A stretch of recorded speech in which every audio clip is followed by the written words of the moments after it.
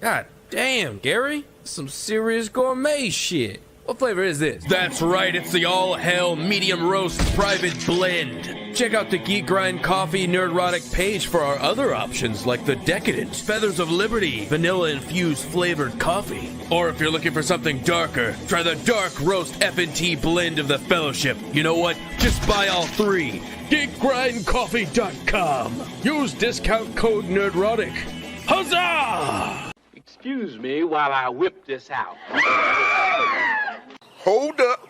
Wait a minute. Something ain't right. Wait. I've got an idea. My mind is a raging torrent, flooded with rivulets of thought, cascading into a waterfall of creative alternatives. God darn it, Mr. Lamar. You use your tongue prettier than a $20 whore. Nerdrotic.com.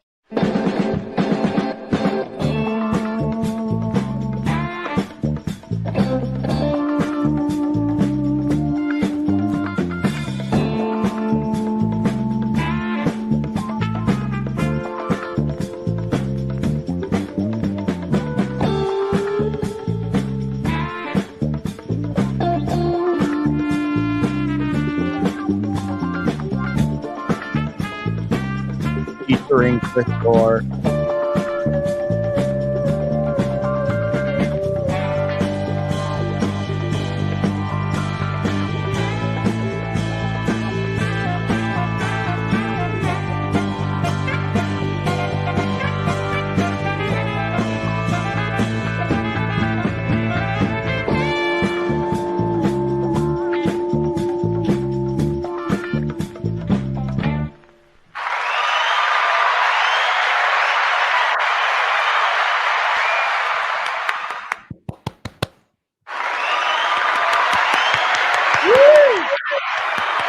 Yeah. It's springtime. I'm feeling a little pineapple pizza, a little baseball. Yeah, I'm ready for a nooner. Oh, yeah. That's right. Greetings, everyone. I haven't checked, ladies and gentlemen, welcome, chat, to the Nerdrotic Nooner. But I haven't checked. Has Disney done something stupid today? Well, it is a Tuesday. No, Wednesday. Sorry, I get my days. It's a Wednesday. Of course they did something stupid. Yeah. Oh, they released the latest episode of The Mandalorian, and this is supposed to be the good episode. Oh my God. The Mandalorians are dumb. They are so dumb.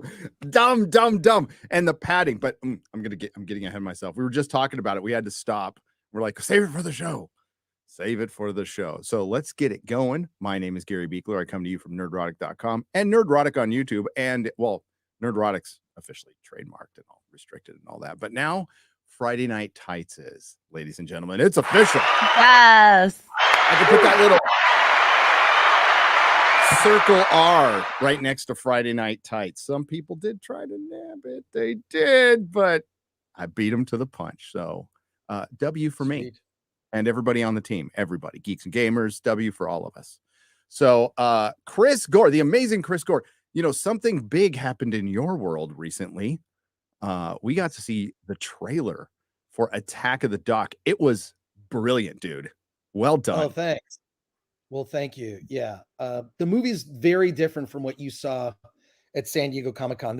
We were using that to get notes for how to tighten and cut, and we restructured the third act. I think it's a much better movie. So the trailer is basically the movie. You see the trailer, that's a tease of, I mean, the one thing that's kind of not in the trailer is there are deeper layers about nerd culture and how things have changed in the last 20 years, but it's not too heavy-handed. It's in there. But yeah, dude, I can't wait. A bunch of people going to the premiere on April 21st, Friday, at the Frida Cinema in Santa Ana, California. Then the movie comes out April 24th on video on demand, pre-order on Vimeo now. So there you go. And other platforms. It's coming to everything. It'll be on Vudu and all the VODs, wherever you get your VODs, so to speak. All the VODs. Oh, and there will be Blu-rays too, right? The Blu-rays will be coming in July. We'll have them at San Diego Comic-Con. So, and the Blu-ray is going to be like mic drop, just like everything. Like if you're a fan, it's just going to be the ultimate. We're like jamming the disc full, unedited interviews, like so much cool stuff. It's going to be a collector's item for sure. So hell yes. And since we're talking about it, let's pull up the trailer. Have you done that yet? Really? Oh, okay, cool. You want to watch the trailer? All right. I want to watch the trailer. No, I can pull it up now. 1 second. Could you whip it out? Okay, cool. I'm trying. I'm trying. Excuse me while I whip this out. Okay. Oh my God. 1 second. I appreciate it, Gary. I appreciate it. Like Dude, the comments on the one thing that's been really good is reading the comments on the trailer itself. I cannot believe just the level of positivity and just like people kind of celebrating like the old G4. You know, you don't want to throw away your legacy. I think if modern incarnations of old IP have taught us anything, throwing away the legacy is a mistake. What you want to do is celebrate and respect the legacy. Bad idea. Yeah. I as I said in my tweet, this show defined fandom in probably its greatest era when people could take a joke. And this show, I mean, outside of the comic books in my store, this show was the single most talked about thing. Like, wow. CG4, did you see Attack of the Show? We were always talking about it. So it defined nerd culture, fandom in an era that we've lost, unfortunately. And I think it's huge that this comes out now. I know you were I mean, like normal person would be concerned about the G4 that tried and failed. That was not G4. It never was G4. The G4 from before the Attack of the Show cannot be equaled. It was of its time. It was perfect for its time. It was ahead of its time, and it helped spawn so much of what we see on YouTube today. It's the major, if not the finite inspiration, the absolute inspiration for what's going on right now. 100%. I agree with that. I mean, just like also the one thing that like the show, like, look, I'm not a guy who ever had any formal TV training. I kind of learned on the fly, like just walk up to this piece of tape. If you have to read teleprompter, pretend you're just talking to someone. You're not actually reading anything. Those are about the two things you need to know to be on TV. Everything else you kind of learn on the fly, and it's just I can't not be myself. It was the first time I was actually allowed to kind of be myself on camera, because other TV I'd done previously, they tried to manufacture some image, which I was really uncomfortable with. But on G4, it's just like, I could wear whatever T-shirt, could say whatever the hell I want within reason. I even was like able to swear, and I would just mispronounce swear words, like shatheed. I said that a bunch of times. So I could get away with it. It was hilarious. I talked to the standards and practices guy. It's like, oh yeah, you could mispronounce a swear word. That it's not a swear word. Then, anyways, yeah, but dude, it's all so great. Like, I mean, we met in like I think it was 2010, at WonderCon in the Bay Area. Was it 2010 or 2011? You were just there, and I got your T-shirt for Comic Outpost, man, and wore it on Attack. So we traded the base for my. I had I've been trying to find one since. Oh shit! The Ninth Doctor just took a fall. No, I had a Muckle Superman and Batman. Right there, so they're mannequins. Muckle's a mannequin company, but they make these life size. And a guy sold them to me. They were broken, and then a guy who worked at a body shop fixed them for me. Right, so he fixed them, and they were on these bases. And the Superman was on a Superman S, and the Batman was on a Bat and you wanted that base. So and we traded it for you wearing the T-shirt on Attack of the Show, the Comic Outpost T-shirt. I thought that was a fair trade, by the way. Dude, Awesome. it's in my patio right now. My patio area is all Batman themed. I love You've the seen patio. it. Patio? Yeah, the patio is awesome. Look up, if you go to Instagram, look up #Batio. You'll see two things. One, there's a band called Batio, and two, you'll see pictures of Batio area if you look on Instagram. So it's weird. It's like right now. There's a band called Batio. What? All right, there you go. And you'll see pictures of my little, patio area. I just want to point out to the chat. Yes, my phone is too loud, and you know who it is? It's the Modrotics chatting to each other in DMs. That's what notifications. That's what the notification. All that vibrating is the Modrotics chatting away.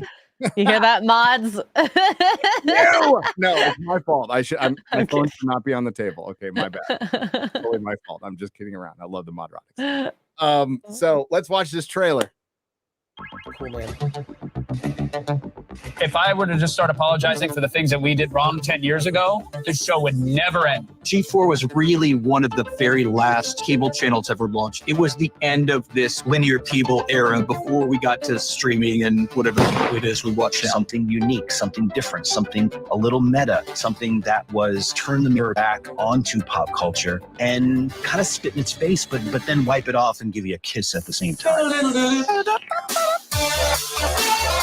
He was a TV host who was also a production assistant on another show. Oh, nice molester stash. You do know who that is, right? It's Shia LaBeouf, Transformer Kid.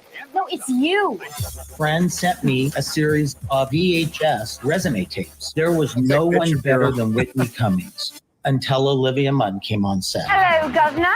I am Olivia Munn. She delivered amazingly. We dumped a bunch of snakes on her. Wow. Was Olivia wearing Slave Leia at Comic-Con? History in the making. The floodgates that they were fans were losing their minds. We were being hounded. It was also kind of subversive 4chan, dark comedy. We did stuff that would not fly. Go for power, girl. You're a whore. Also, more susceptible to getting AIDS. And then from there, the wheels were off the bus. You got another light bulb, right? Yeah, check out. And it's on fire. The world has been waiting for a half Chinese, half American girl diving into a giant chocolate-filled cream pie. I want to jump. And right before we went live, Kevin had just shown me 2 girls, 1 cup. Sex with dragons is one of God's special mysteries. I spent 8 years researching space dragon sex. Not all of those things that happened on the show I don't swallow with Kevin. would be acceptable by today's standards. The infamous fat suit gag, one of our production management was going to walk. I did a lot of on-camera drinking. Try a beer from every single 2.7. You should be dead. People will look at a broadcast back then and think, ooh. Oh my. You can't do that anymore. Man, we did it once, but now no more. You can't do that no more. Tell me that whole song made it in. That freaking looks awesome. I cannot wait to see that. So I could tell the quick story of I was with the director of, it was accidentally, we were sitting at the same panel, can't even remember what the panel is. And I was sitting next to the director of Fanboys and we were chit-chatting, and just through the conversation, he's like, I directed Fanboys. I'm like, oh no shit, cool. At the time, I don't think it was out yet. I think it was gonna be out or something. I can't remember. But so we're walking out of the con and we're like, hey, let's go get some lunch. So we're gonna go get some lunch. And right in front of us is Slave Leia. Is I'm blanking on her name now. Why am I blanking? Olivia Munn. Olivia Munn. Woo, getting old sucks. We're walking behind Olivia Munn's Slave Leia, and we're like deep in this conversation, and we both just like completely stopped, and they're like, I forgot what we were talking about. And I still can't remember what we were talking about, but it was one of the greatest moments at Comic-Con ever. Yeah, so. Kyle Newman is the director. I've interviewed him on when Film Threat was a lowly podcast before it was a YouTube stuff. But Kyle's great, and he is. I mean, he knows his Star Wars. But yeah, no, it's. I just wanted to recapture this era to remind people. But there's the entire song. There's sort of like there's a short version of You Can't Do That No More, but there's a long version that's played over the end credits that's pretty funny, has a couple more verses. And because the end credits are long, because I put all the names of every Kickstarter backer, every Patreon supporter, they're all listed in the final credits. And then there's an end credit scene that I'm pretty proud of that kind of is just like, well, there you go. That's it. So can't wait for people to see it.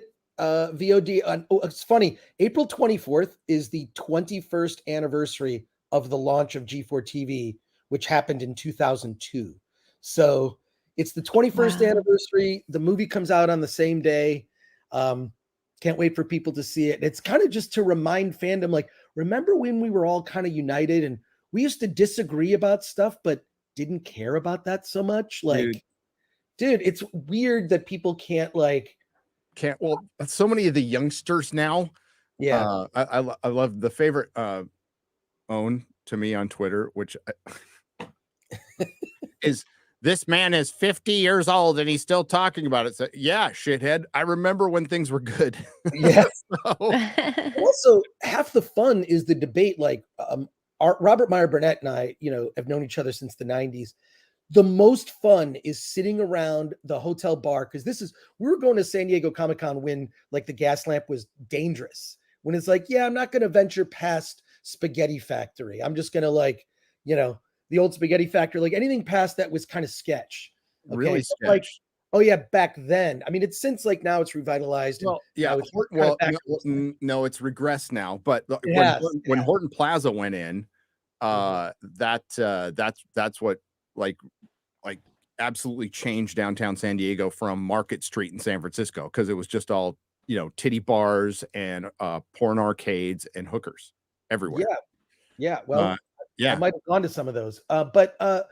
So we would just hang out at the hotel bars, at the pool, and it was just everyone would just talk. Like everyone, it was just like you disagree with this person, and there'd be this debate, and then we would just hang out. Like it wasn't, I don't get this. I don't like you because you don't like a thing, or you pointed out something that. This is why I'm loving your videos, Gary. Your videos have been so on point. It doesn't surprise me that a bunch of your videos are getting north of 1 million views, because these are essays that are so well thought out with clips to prove your point. And I am looking forward. I hope you're working on it right now. Kathleen Kennedy has been caught in so many lies from the recent Star Wars celebration. I'm sure you saw that IGN footage of that woman. She's just asking like a very innocent question, like, hey, a bunch of projects didn't happen. The Kevin Feige thing she lied about. By the way, they announced 3 Star Wars movies at Celebration. Those were announced. Not a single one of those is greenlit. Not a single one. Not one. Not a single one. There might be starting a script soon. And not to interrupt you, but I caught that quote. I caught that quote from Kathleen Kennedy right when it happened, because comicbook.com threw it up as a headline. Like, bullshit. I saw them talking about it. I like the Hollywood Reporter and Deadline were quoting people from Lucasfilm. And then Ryan put it on his video, which was great. They talked about it on the Star Wars show. They interviewed Kevin Feige. I mean, like, that's such bullshit. She is her and Jennifer Salk, 2 of the biggest incompetent liars in Hollywood right now. Dude, please do a video where you get all this footage and because it's so important. I don't know that any of those 3 movies will happen. I think no one cares about the Rey movie. The only thing the James Mangold one is interesting to me, because the original, I interviewed Gary Kurtz years ago. The interview's on the Film Threat website. If you just look up Gary Kurtz's name, I asked him, what were the prequels supposed to be? And he said the original story of the prequels was to begin 25,000 years before the events of, Star Wars, A New Hope. And it was about the formation of the original Jedi Knights. It was going to be like a King Arthur type of tale of the formation of the original Jedi Knights. Then the second and third movie would have cut to more, the story of Anakin and Obi-Wan's friendship and the fall of Anakin Skywalker. So it just sounded much better. Like Gary Kurtz, he and Marsha Lucas were the 2 people that were the grounding force. As soon as as soon as Lucas, didn't have those two people around him, he just surrounded himself with yes men. Yep. Rick McCallum, who it was awful. So I met Rick McCallum. But I mean, the thing is, this bad guy, just super douchey producer. Oh Like he guy walks around with his collar up like this. Yeah. Like you can smell the bad aftershave. Yeah. It's funny. I was on Tuesday night's main event last night, and Ryan Cannell brought up episode 2, Attack of the Clones. We were talking about it. Like, look, there are actually, if you go through the prequels, there are quotable lines. There are great moments. The best lightsaber duels have been in the prequels. Yes. There are redeemable things in the Star Wars prequels. You look, it is a sort of combination of this is awful, but then this is freaking epic and amazing. So it's very uneven. The prequels are uneven. If anything, George needed someone to kind of rein him in to make a solid movie out of it. But they're great. The sequels are not going to hold up. The Star Wars sequels are not going to age well. They haven't I don't think I've watched any of them since they came out. I saw Rise of Skywalker in the theater, and then that was it. But all I remember is everyone laughing at the end at how dumb it was, and people groaning when she says Rey Skywalker. That was an audible groan. I was in APAC Theater in San Francisco with some audience members. It was fun, and there was a groan. I might have been one of them. Yeah. What's so funny is I recently saw Titanic in a theater because they released a new. It looks great. It looks great. When Leia does her Mary Poppins, there was audible laughter. It was holy shit. Because I heard it happen. I'm like, that cannot happen. It must make more sense in the movie. And people were just cracking up, and I was like, oh god, oh my god. But here we are. This is a weird thing to point out. But so I watched Titanic in the theater. They did a re-release for the was it the 25th anniversary? 20th anniversary? 25. I know it's crazy. I think it's 25th anniversary. So I saw it in the theater, and it's a much better film than I remember. But what was funny was at the end of the movie, Kate Winslet's character, basically they ask her name, and she gives her name is Rose Dawson. She takes on the name of her lover for a couple of days on a ship, whatever. But I'm like, it just felt that makes more sense than an old man that you beat and never really had any training. Like, when did Rey become a Jedi? It just seems like, look, don't dead name Rey Palpatine. Right. This Rey movie is Star Wars. This Rey movie is going to be terrible. Nobody cares. I don't think it's going to happen. I think the only thing that might happen is the Dave Filoni movie that kind of ties up everything in the Star Wars show. This isn't the Mandalorian anymore. It's the Star Wars show. That's what this is. Yeah. Mando is not driving the story. It's not about him anymore. He basically passed his dick over to Bo-Katan. Oh, that's true. And then became subservient to her. Like, straight up said, I'm serving you in this last episode. Right. Fuck. Disney just does the same thing. I mean, there's MCU, but let's be real. Star Wars was doing MCU before Marvel. And that's all it is. It's like shifting the power dynamic to, like, women have to be in charge with. I mean, who made the call to go to Mandalore? It was the armorer. Who's leading it? Bo-Katan. Who gets credit for leading it? Bo-Katan.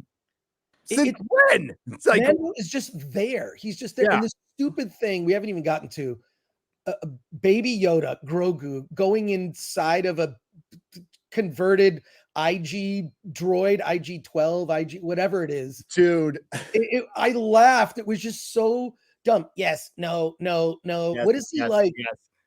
It reminded me of Captain Pike from the original. So, like, I thought we get some intelligence, but no, it was like a 2-year-old hitting a yes button over and over. Yeah. And then breaking up that fight. No. It was just, I just had to laugh. You know, there's going to be a 1/6 scale figure of the IG robot. I'll miss it. Grogu in it. Yeah, I'm not gonna indulge in that. But it just so much of it was dumb. I'm just laughing. Like, this is just the Star Wars show. It's all over the place. The thing is here's my theory as to why the ratings for season 3 are so bad. The story, Mando's story, Baby Yoda's story, Grogu, The story, the characters were wrapped up at the end of season 2. Whatever you think of that ending with Luke Skywalker, that was a good closing the book on that story. He completed his mission. He got Grogu to where he was supposed to be, and they had their moment. He took off the mask. They had a moment. His story is done. That's it. The story is to have him suddenly return, and he doesn't even want to tell the story to Grief Karga makes no sense to me. So and then it's like all over the map with stuff that it's like, are they just trying stuff out to see what sticks? I mean, I've always said like the Star Wars story is the story of Luke Skywalker. It's the adventures of Luke Skywalker from the Journal of the Wills. Yes, it is. To this day, never figured out what the Wills are. The one of the theories is the Wills are the name of Yoda's species. They are the Wills, kind of the shepherds of the galaxy's history. Just look, this is not a fact thing. These are things people have speculated, but I think the Filoni movie may happen. A long time, by the way. Yeah. I think the Filoni movie may happen. It'll be on Disney Plus. It's not going to be in theaters. Yeah. You're committing for each of these movies, you're committing $500 million to make the movie, to promote the movie. And Kathleen Kennedy has proven to be very irresponsible with budgets. Look at Indy. Look at Indy 5. What is it? 350 now are the estimates. Yeah, and in that IGN interview, when she got like a little flustered when the softball question of Kevin Feige came up, you can she's the criticism's getting to her. She's hearing it. Oh yes, she is hearing it. It's probably coming from the inside now because they need to Indy 500. Yeah, million chat. That's how much it's probably going to cost. At the remember, massive reshoots don't get they aren't part of the original budget. And I got that like absolutely confirmed from somebody who's working. So yeah, like that's crazy. That's crazy. So for them to do the Star Wars Celebration was just utter cringe. Most of it was about the fracking acolyte and talking about Disney Plus stuff, and then as you said, announcing 3 movies again with attachments, but no green lights, not even like it, not active development, just development. And there's certain tiers. Oh, and by the way, WGA strike is probably going to happen. What I read this morning, it's probably going to happen. Yeah. Yeah. It's looking like this, and we could get into that later, but I just watched this episode of Mandalorian, which is the penultimate episode of the series. And it's 50 minutes long. It could have been 30 minutes long. And it is filled with so much padding, dry delivering dialogue, walking up ramps, walking down ramps, walking up to each other, long stares at each other, which is particularly compelling with people with helmets on. Moff Gideon comes back in his, and he's Darth Vader 2.0. But it's a Mandalorian Darth Vader Moff Gideon. It is like fan fiction shit at the end. I'm like, are you kidding me? It's so bad. And like, also like first of all, he's great as his character in Breaking Bad. He's a great actor. A little wacko, but he's a great actor. Can't take anything away from him. But like when he's got that outfit on, and then it's like, it's his voice. It's I know, so you're like not imposing. It doesn't make sense. Darth Vader, that voice, like there's something about it. Even like you can go back to Darth Maul's voice, which was voiced by a different actor, a comedian, the guy who played the Tick. Yeah. In the Amazon series. Yeah. It's so Darth Maul's voice, like it meant something. There were little details that George Lucas, what Star Wars is missing. And this is not original thought. George Lucas is missing. I thought that when I saw The Force Awakens, because so many things are dumb in that movie. Like, I mean, just like little things where it's like, George wouldn't have done that. George wouldn't have done that. That creature design is unoriginal. That creature design is too much like our monster. Among a bunch of other things, there's a creature sort of in the beginning scene when Rey rescues BB-8 and there's this creature sort of walking away in the background. It looks so cheap. It's like, I just thought to myself, George would have never done that. No, it's George would have done some cringy things. Like, but at least original, like look at the prequels, the designs of so many of one of the best panels actually at Star Wars Celebration was Douglas Chang, who designed a lot of stuff from the prequels and whatnot. He's just a graphic designer who designs architecture, ships and whatnot. And that was one thing that was worthwhile. I kind of had Celebration playing in the background. I actually watched it on Echo Base Network while they were commenting, and I was just in the chat, like, and I just had it on in the background. I'm not sitting watching Star Wars Celebration panels. It's not worth it. But boy, man, well, there's so much of George in the OT. Yes. His racing cars from Modesto, Central California kid. There's you can feel that the era of the 50s. It's a Western. It's a freaking Western and a fantasy. With some sci-fi stuff, and without it, it's a husk. It's nothing but a husk. 100%. It's like somebody trying to and they have been for years trying to rewrite Robert E. Howard. You just can't. Like, that guy was one of a kind, and George is one of a kind. Yes, he had help. Gary Kurtzman being there was huge. Gary Kurtzman is largely responsible for Empire. Yeah, right? Gary Kurtz. Gary Kurtz, right? Gary Kurtz, yeah. Sacrilege. Don't worry, my brain 5 does nerd points for me. My brain does the same thing your brain does. I'm just getting old. But like, this episode of The Mandalorian was as dumb as the rest. Okay, and I'll explain one thing that is just like, I'm just dumbfounded when I saw it. So we get a bunch of walking up, talking to Grief Karga. Little baby Yoda gets put into IG-12 now. Cutesy, pootsy, wootsy. Then the two tribes of the Mandalorian meet. They face each other down, and then girl boss armor bangs her tongs and says, "We're gonna eat." And they go, "Okay." And they all decide they're gonna go and retake Mandalore, which nobody's been on. It's been blown to hell. We don't really know how long it's been. Couldn't have been that long. And Bo-Katan's big idea. So they fly in this massive Imperial fleet that they stole. Basically, there's a Star Destroyer like ship with a big mythosaur painted on the bottom, and it's flying over Dave Navarro from Jane's Addiction. And then it lands. Then she's like, "Hey, we need to send a scout team to Mandalore to retake it, and we're gonna fly the entire fleet there." Why? Why would you do that?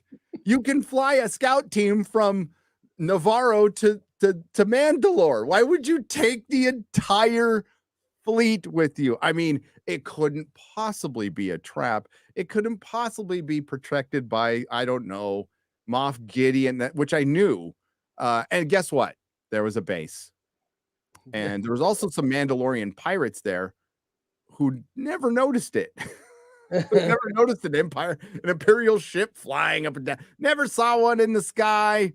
Never saw a thing. And they somehow survived. And their first thing was, "We failed you, Bo-Katan." Now, later on in the episode, Bo-Katan admits, like, she actually failed them, but she never used the words "I failed you," which she should have said. There's a lot of should haves here that could have happened. And yeah, we got a little bit of Dr. Pershing. Well, we don't know what happened to Dr. Pershing. Remember, we spent a half an hour in an entire episode. That dude, that girl, he was with, talked to Moff Gideon. So we finally saw Moff Gideon in a hologram.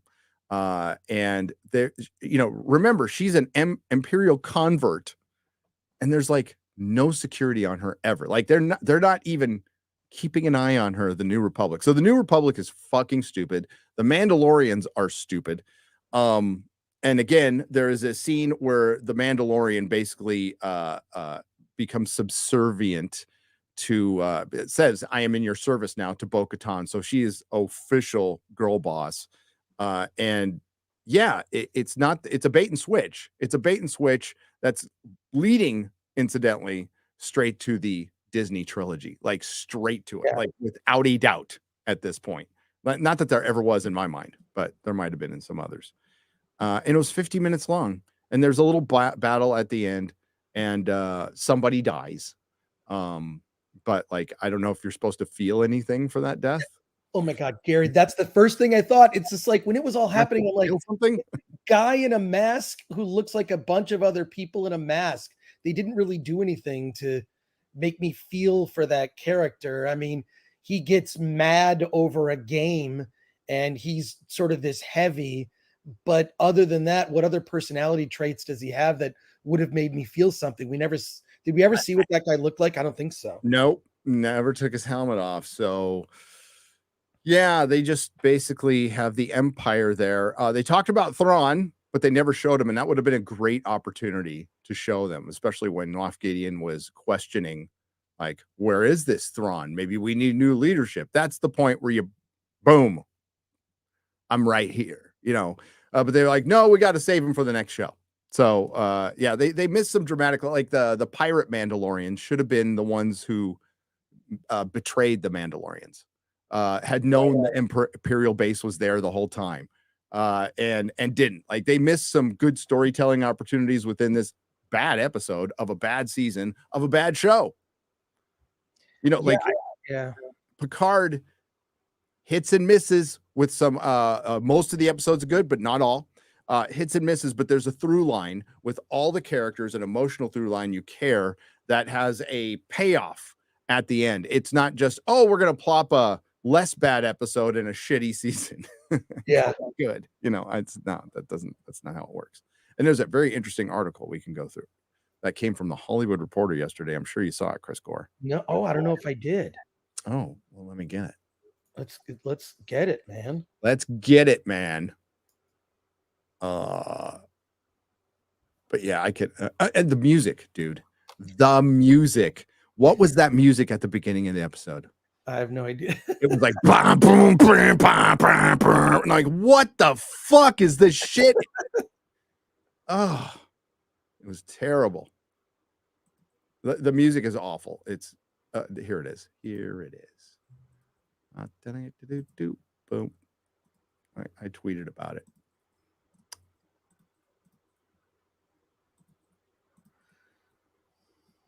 Mandalorian fans turn on season 3. This is prior to the, this is talking about the Lizzo episode and everything. A massive drop in quality. The backlash is strong with Mando as user review scores plummet and some critics pull out their blasters, while Paramount Plus's Picard surges in acclaim for its home stretch. Wow. Wow. Wow. I didn't see that. Yeah. A Hollywood Reporter.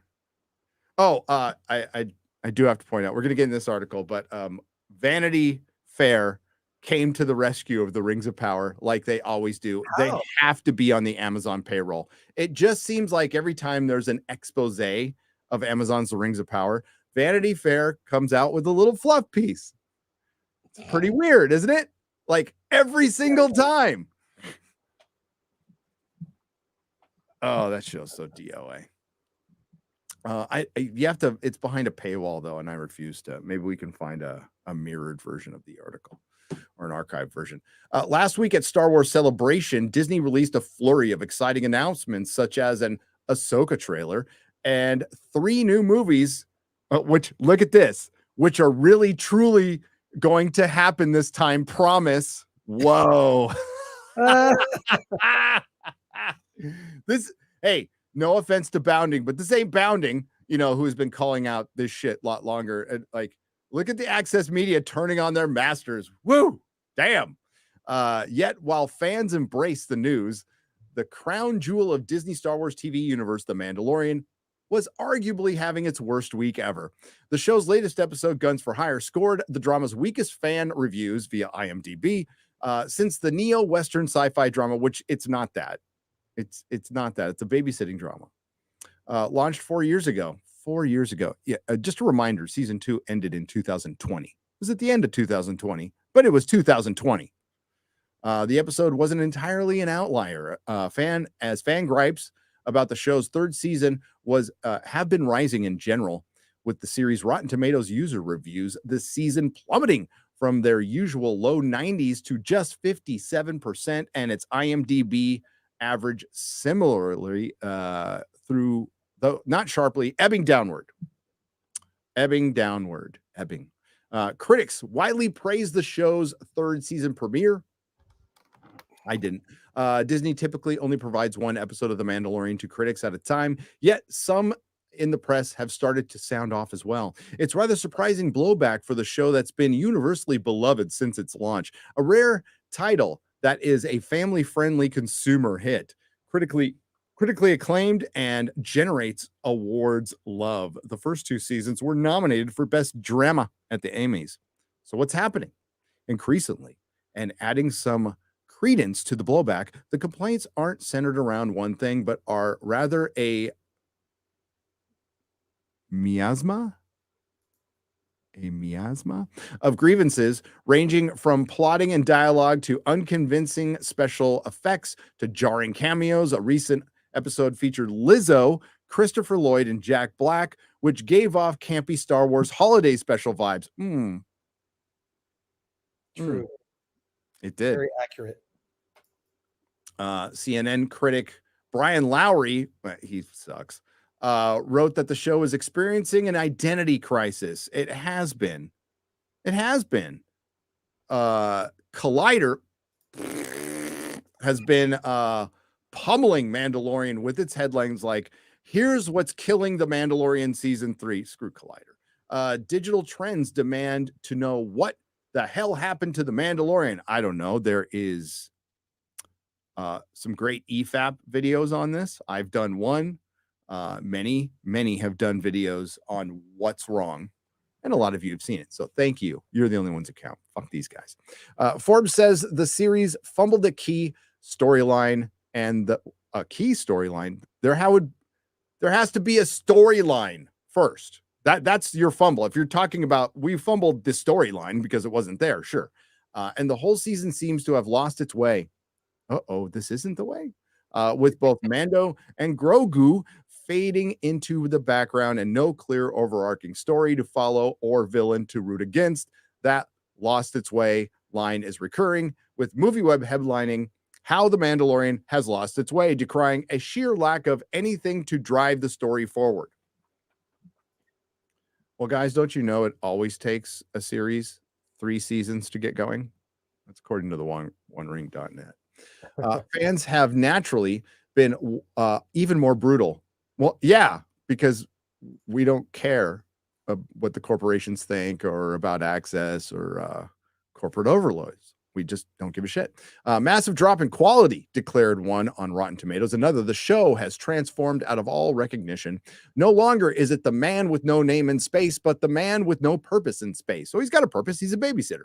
Another, the show is not Mando's show anymore. Plot points are dropped for convenience, nonsensical quests, and the worst, by far, worst acting I have seen in Star Wars.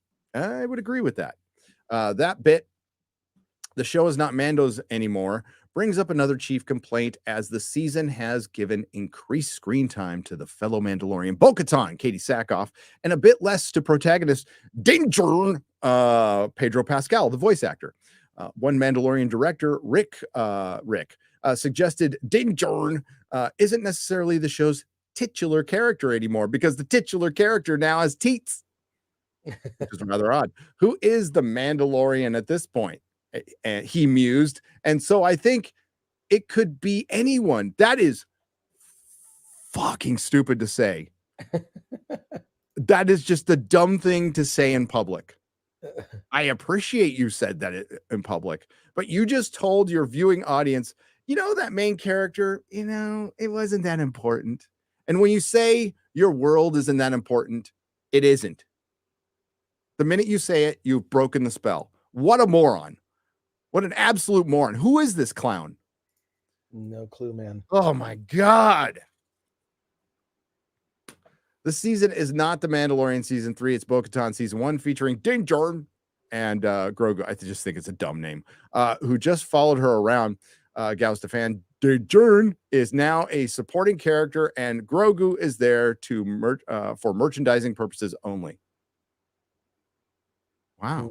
It's weird hearing people echo what we've been saying for 4 years.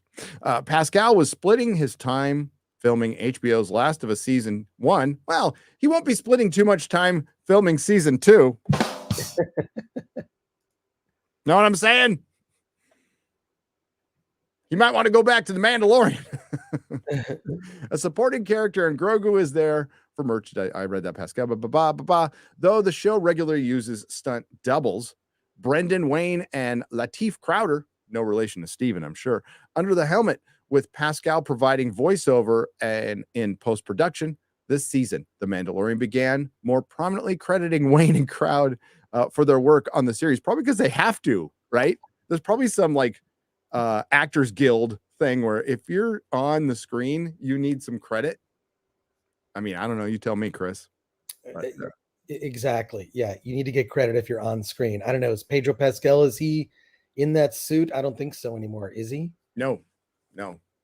He is simply a voice actor this season. I mean, there was an opportunity to take his helmet off this episode. I mean, why? He got captured. Yeah. What happened to him at the end? Did he get away? No, he was captured, and they took him to the briefing room. This is That's right. They took him to the briefing room. That doesn't even sound like take him to be tortured. Take him if it's the Disney briefing room, it might be actual torture. Yeah. He will suffer under the weight of my PowerPoint presentation about my grand plan. Oh my God. Take him to human resources. No. Reconditioning. All this stuff, as I'm watching the show this season, it's so laughable. All this stuff is so much influence comes from working in a corporate space, especially all the New Republic stuff. Oh, I'm backed up with a pile of them over there. I'm going to walk into that one Asian X-Wing pilot who I'm going to walk into the office and talk to Tim Meadows. I mean, this is just, it's laughable. It's laughable now how anyone could take this. And the thing is, we were talking about at the beginning, this isn't even Mandalorian. I don't know why it's called this. It's the Star Wars show. It's the Star Wars show. The Mandalorian's story was wrapped up in season 2. Should have actually been wrapped up in season 1. They should have wrapped up his story with Grogu. He takes the package and delivers it. And then the second season of The Mandalorian is a different season-long problem, right? Like a Western, okay? But it just, I don't know, just doesn't, it's just so, it's now just comical. It's comical. It's a parody. It is. And they're trying, and like the one time they could make Star Wars, it's not really Star Wars. Which is Andor. Right. Like they have no idea. Kathleen Kennedy is a clueless leader, and I'm just here for the laughs at this point. I mean, how can you take any of it seriously? No, we all know she hasn't been fired because of the political capital she holds. She's handpicked by George. She's buddies with George. She's buddies with Steven Spielberg, and everybody in Hollywood fears them, and they fear the blowback. Although the blowback there wouldn't have been any. There just wouldn't have been any. You could have worked out a deal where maybe they tried to, and she won't go. Whatever. There wouldn't have been any, and Star Wars maybe would have been on a better route. Maybe not, but Dave Filoni's not the answer. That's for damn sure. He's a company guy. Always suspected that. Yeah. He is loyal, not to George. George is gone. George is gone. They mentioned his name, 3 times during Celebration? That's about it. More than that, a couple people in interviews, it's weird. It's almost like they forgot. Ooh, don't talk about George so much. Talk about Kathleen Kennedy. It was just sad because I've been to many of the Star Wars celebrations, at least the ones in the United States. I haven't been to any of the overseas ones, but it was just sad to see. It was sad to see people so enthusiastic over the thinnest of whatever. And it looks like, and I know Ryan Cannell talked about, that basically they're just going to do the Thrawn trilogy, but with Ahsoka being Luke. Ahsoka, yep. It doesn't make any sense. Luke, Han, and Leia are there. They exist in this galaxy. I mean, what? I guess maybe you could deep fake them, or you could hire different actors who look. Everyone says Sebastian Stan looks a lot like young Mark Hamill. He could play a Luke. It's ridiculous that they would tell that story and not. Although, does it even matter? I mean, look, not everyone, mainstream normie Star Wars fans have probably not read the Timothy Zahn novels, right? The Heir to the Empire series. It's so good that should have been the Star Wars sequels, right? I mean, maybe they could have like aged them up, whatever, but tell that story. You know, the remnants of the Empire. It's a great story. My God, we've got over this ad infinitum. They're going to pluck the EU that they killed because they have no original ideas, because the story group is filled with a bunch of posers. I mean, and activists. It's obvious. I mean, this is intersectional feminist Star Wars. You know, and all these series are. It's all. You got to come up with the Star Wars version of MCU. Star Herd is the best one I could come up with so far. That's good, man. Yeah. I love it. I'm kind of sticking with that one. It's not my favorite, but it works. So it's funny. So the Nielsen data for The Mandalorian season 3 is limited to just the first 2 episodes. 6 have aired, now 7. The show has averaged 856 million minutes of viewing, down a modest 14% from the 2 weeks of season 2. But that's not enough information to conclude there's any sort of trend. It will be interesting to see the numbers for subsequent episodes. However, when the blowback kicked in the high gear.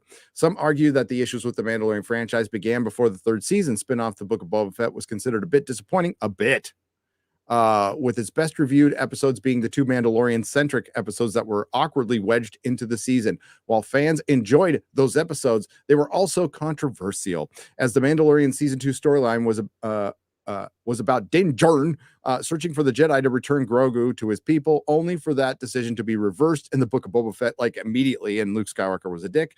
It was a strange bit of indecisive seeming plotting that's led to conspiracy theories about corporate interference and gripes about the breakout Baby Yoda feeling somewhat superfluous. There's always corporate politics going on, as we found out, you know, when Ike Perlmutter left and Victoria Alonso left. But if you think anybody's going to win over the president of Lucasfilm that was handpicked by George Lucas and is friends with Steven Spielberg, you're mistaken. And she's won every battle, but she's killed Star Wars.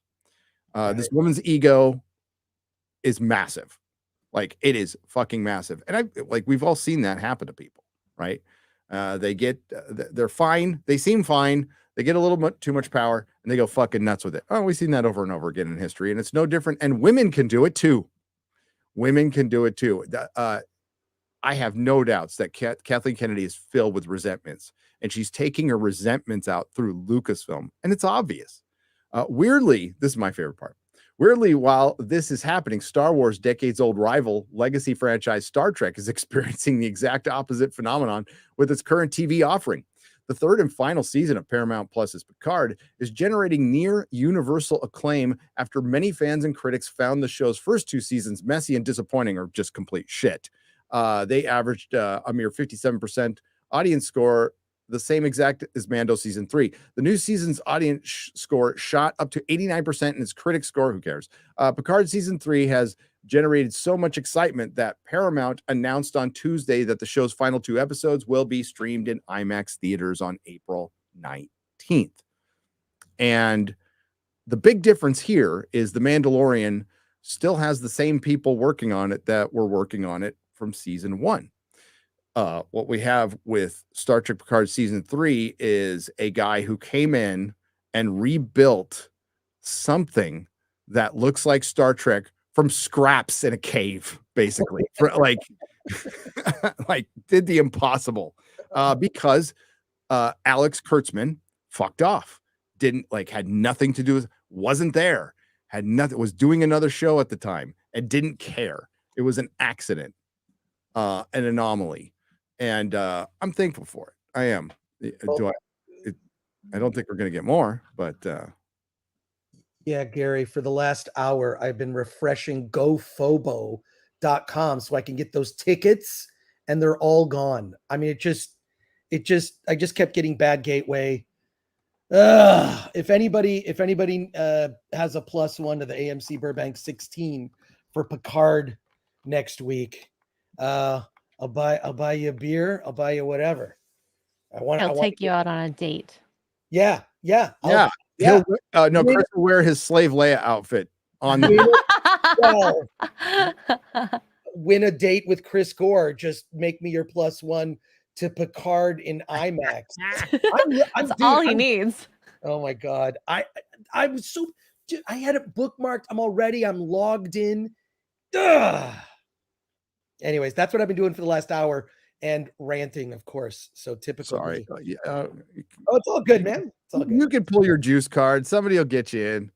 Have no there's juice no screening card. even anywhere close to me. I think Dallas is the closest one.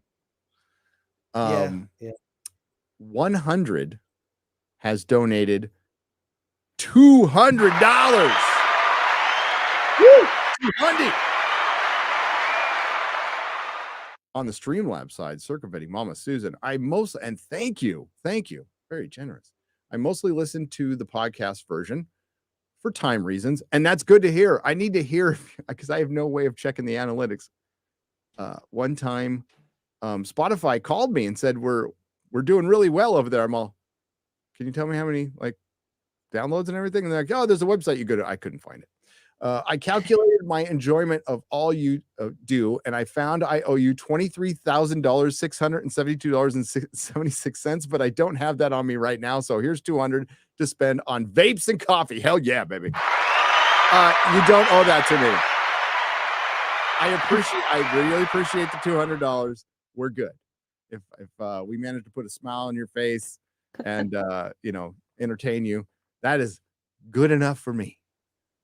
That is good enough for me. Kevin Willis for $50. He just donated $200 to Streamlabs as a payback for your podcast. So it's Kevin Willis, which I listen to more than watch to on YouTube. Bless you for those. Looking forward to finally checking out Two Towers anniversary episode. Have you done Fellowship and Return? I did. I did. Fellowship and Two Towers were in theaters like a year ago. So because it was right before Rings of Power was coming out, which was no accident. But then I'm seeing it Thursday. I'm going tomorrow, 7:00. I'm going to see Return of the King, and right after this podcast, I'm going to go in my home theater and watch Fellowship and Two Towers with my kid. So I am ready to go. And this will be like the 100th time I've seen both of them. Don't care. I love these. I'm so excited to go see it in the theater. But it's not technically the 20th anniversary for Return of the King. That will happen in December.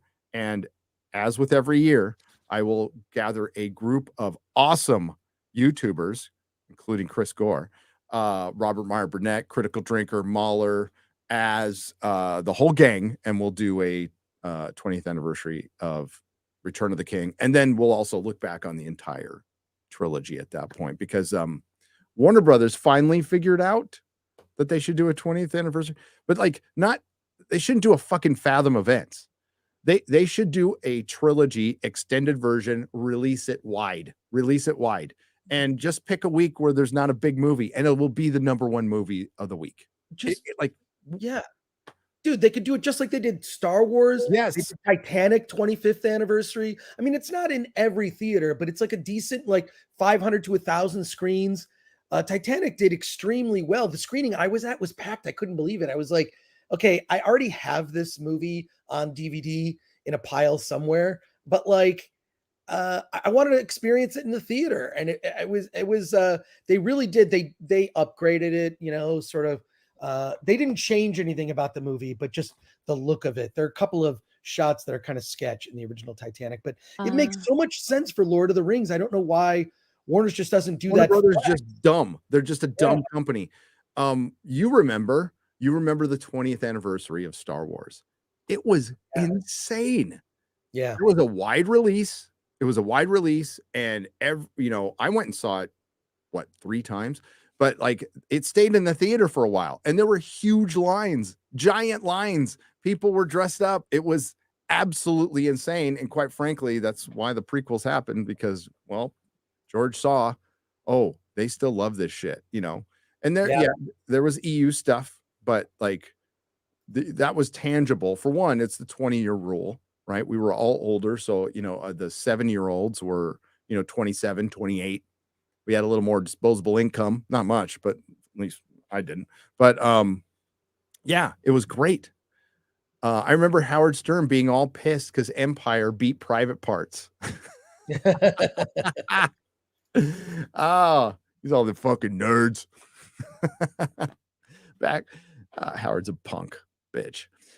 Duke Devil 95 has gifted 10 Nerdrotic memberships for $50.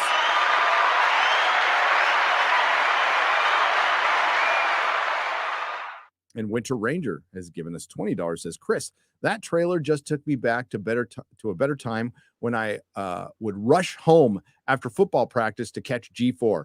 Back when we were excited for Spider-Man 3 and games magazines didn't hate us. Thanks for making this. Hail. That's great. No, it's truly like everyone who worked on it. I mean, like, look, I'm getting a lot of the credit and fine, but there was a group of 4 editors. There were like my producer, Walter Areas, Bobby Schwartz, is like this whole, and everyone who worked on it is like a Attack of the Show G4 super fan. So you'd mention, like, remember that time when, I mean, it was weird. I almost felt like sometimes when we were working on it, I felt like Shatner feels when like someone will mention a specific thing that happens in an episode. And I'm like, I don't remember that. I remember getting shot in like more than one episode. They're always trying to kill me for some reason, which I thought was funny. But like everyone who worked, it's basically the movie was made by fans for other fans. It's not made to, promote some agenda or to rewrite the past. It was just like, you're a fan of the show. We're going to remind you why it was great. And maybe, talk a little bit about the legacy and kind of where we are now in fandom, so I can't wait for people to see it. And, we'll see what I get on Rotten Tomatoes. Now I'm going to get a Rotten Tomatoes score. That's going to be interesting. Should be interesting. So there you go. I can't wait. You're going to get review bombed. Yeah. Hopefully it'll be positive. I mean, look, I'm not going to say it's 100% or 90%, but I mean, it's a good movie that I think that like satisfies like what I was trying to lay out. And I just want to share the show. It was a show that would occasionally talk about comic books and like games and superhero movies, and it was great. Yeah. Yeah. Great. Hey, I'll tell the story again. I know you've heard it 100 times, but maybe somebody in the chat hasn't.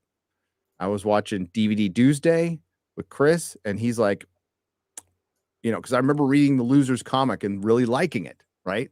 I'm like, that was a good comic, but I never bothered to watch it in the theater. And you're like, no, give this movie a shot. It's pretty good. And I watched it. I freaking love The Losers. I absolutely love that movie.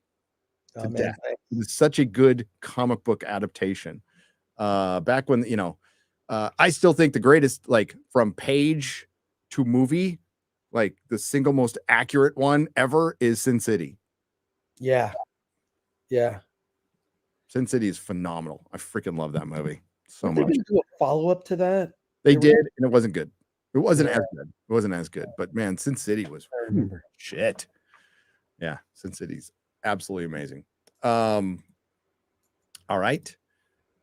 Hey, I found that more. It wasn't behind a paywall. Maybe my phone was just being dumb. It's from Variety. The Rings of Power star Morpha Clark defends Galadriel as action hero. Her serenity is hard earned. Is that old? That's not the new one I saw. Yeah, that's old. Hang on, never mind. I saw a newer one. There it is. And it is at Vanity Fair, and it's going to be behind a paywall. Oh no. Dang it. There's got it. Well, we'll find what you do is you copy and paste the headline in the Googles or whatever browser you use, and you find the mirror article, which will be on Reddit or some mirror site.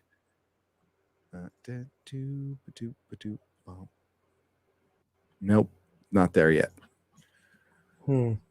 Hopefully I can find an archive version, because I am not going to pay to hear their, but remember, Vanity Fair is the one that came out with the article prior to the Rings of Power that called the fans racist. But they started it all right when that trailer dropped. So thanks, Vanity Fair, you fuckers. Dumb motherfuckers. Jacob Babrick, 2 parts for $25. Sent an email and a Streamlab donation Friday. Thank you. I appreciate that. And I'm sorry what happened. Story is there. Father passed Saturday. Fuck cancer. I agree. Fuck cancer. Fuck it in every hole. I hate cancer. Saying goodbye tonight and tomorrow. And I hope you have a solid goodbye. Yeah, dude. There's nothing I can say other than hope your family's okay. Hope you and your family's okay. Love you, Hot Rod. Love you back, man. Gary, I sent an email explaining my father in a situation. I have swallowed my pride and started a fundraiser. The story and why I started it are in the link, and there's a GoFundMe link. Do you want to take a look at that real quick? Yeah, it's right here. Is it? So there you go. Rodney Babrick, terminal, stage 4, liver cancer. All right. My name is Jacob Babrick. I'm here now to ask for help. If people can offer. My father, Rodney, went to the doctor for shortness of breath on March 12th. From the moment, and from that moment, it has been bad news daily. They sent him for multiple tests and had lost 65 pounds. I can't read this whole thing, but the breakdown is, damn, that was fast. My dad went through it for years. So it was March 12th of this year. We are going to get him transported to the house so I can provide him during these last few days. Just today, we had a scare in his place of employment. Was going to discontinue his FMLA. What's that? Or his health insurance, basically, and his life insurance. Without there, we would not be able to afford hospice care or funeral funding or travel costs. Any and all contributions will go for Rodney and our family to help with the medical bills and costs associated with difficult time before and after the inevitable. So you can donate right there. We'll put the link in the description. Can we do that? Yeah, I can do that. It is insanely costly, especially if they're losing benefits. That's horrible. We had benefits and it was insane, absolutely insane. So I'm really sorry to hear you going through that. And I've been through it. It really I wouldn't on my worst enemy. And I'm sorry that happened. Sorry that happened. It affects us all, man. Let's go over here. Kevin Wills. Is this the first 2 parts? Yes. Okay. Also, recently listened to the Lord of the Rings audiobook read by Rob Inglis for like the 7th time. Wanted more. So I listened to The Hobbit and Lord of the Rings read by Andy Serkis. Still on Return of the King there. They are great. They're all great. I mean, like, Andy Serkis does a really good job. I'm glad. God, they finally redid it, but I prefer Rob Inglis. Apologies for all of my off-topic super chats. I usually just listen to the there's no such thing as off-topic here. We are a stream of conscious podcast. Okay, I am. I would have to stay on topic, which I cannot do. So there's no need to apologize. If you want to go to your happy place, and I recommend this, and I did this when my dad was going through cancer. So this is why the BBC radio show is where I would just turn off my brain and just go into Middle Earth. So the Brian Sibley BBC audio drama was my happy place during non-happy times. We all have that. That's why we love our stories, our pop culture. Because I've said this, like, everybody's got a story. I went through a hard time, death of a dad, lost my job, divorce, whatever. And I found solace in a story, a comic, a movie, a TV show. That's why it is important to us. And that's where Hollywood could do good. They just don't realize it because they have lost the plot. They don't know what good is anymore. They just don't. And maybe the strike will take care of that. Maybe the strike will, it'll be a good thing. I don't know. Maybe it'll thin the herd a little bit. But it's going to thin the herd. What happens after that is completely up to Hollywood. The Grizzly for $50. After watching the trailer, I feel that Doomcock was completely right with the Indy 5 rumor. The lines on his face, faces destiny, really leans towards it. I want Disney to time erase Indiana Jones and make it Phoebe feminism and the arc of the manslaying. Manslaying, yes, queen. I don't know. I mean, there's a dial of destiny, so that sounds like you can alter time.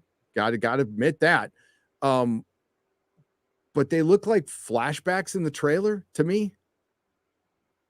But maybe he does go back in time. And if that happens, that is fucking stupid. No matter what happens at the end. That is a terrible idea. Yeah. Also, the running time is what, 2 hours and 22 minutes? Yeah, dude. That's so long. Oh my god. Like, you know what was lame about the Crystal Skull? It wasn't Shia LaBeouf. It was the UFO at the end of the fucking movie. That was lame. Indiana Jones goes after religious artifacts, okay? Ancient civilizations. That's where he stays. They should have had him going after Atlantis should be the big one. But Abrahamic, I'm saying the words like religions. So right in there. That's where it's supposed to be. He went after the Lost Ark of the Covenant. Kind of hard to beat that, but going after the Holy Grail, pretty good. Pretty good. I like Temple of Doom. As a matter of fact, I like it more now as an adult than I did as a kid. I didn't like it very much as a kid. I was like, that was kind of dumb. But I have grown to love that movie now. Absolutely love it. So yeah, he that's what he should be going for. There are books. Again, there are Indiana Jones books, comic books. There is The Fate of Atlantis. There is The Spear of Destiny. You can check. As a matter of fact, I think The Fate of Atlantis has the very first Alex Ross cover. One of those issues has the very first Alex Ross cover. That they could have based it on, but this is Kathleen Kennedy. You know, James Mangold, baby on Twitter, was a dick to my friend Matthew Kadish, but a great filmmaker, like without a doubt. That guy's made like Walk the Line is my favorite like docu music pick ever. 310 to Yuma is fucking brilliant. Ford versus Ferrari, fucking brilliant. Brilliant movie. Good dad movie. Yeah. Good dad movie. So the guy's like got chops. It's just no time travel. I don't know. That trailer and the capitalism line, like that was it. I'm like, fuck this. Not that I was going to give it a chance. The de-aging looked pretty good. It did. Can you and maybe that's why the movie cost $350 million, Chris. True. But dude, if that time travel shit at the end is true, which is like the silliest shit I've ever fucking heard, to be honest with you. But I mean, to be fair, when I heard the Game of Thrones season 8 spoilers and the Rise of Skywalker spoilers that I read on Reddit, both of those came from Reddit, by the way. There's people taking credit for them, but they came from Reddit. I thought those were silly too, and they turned out to be true. So I don't know. You know, every Game of Thrones season was spoiled. Every single one. Because I used to be in the Free Folk Reddit like a lot. I spent a lot of time in there. And dude, they would find episodes early. Like HBO channels in different countries would accidentally release the episode, and then you get an episode like a week early. Like the Hodor episode, I saw that one like a week early. That was a good episode. Hold the door. That was like the last, like because that's from the book. That's actually that's going to be in Wins a Winner. That's it's probably not going to go down exactly like that, but like that's how that time loop thing is from the books. But that was good. Yeah, that was good. Hoffman. So Socrates. I almost did it again. HK37 for $20. Gary, congrats on going down to where am I going? The band's Destiny rabbit hole. Yeah. I can say it, but I can't like read it. The Bond Destiny rabbit hole. Do you have a BD recommendations for the X-Men and for the X-Men besides Chris Claremont's run?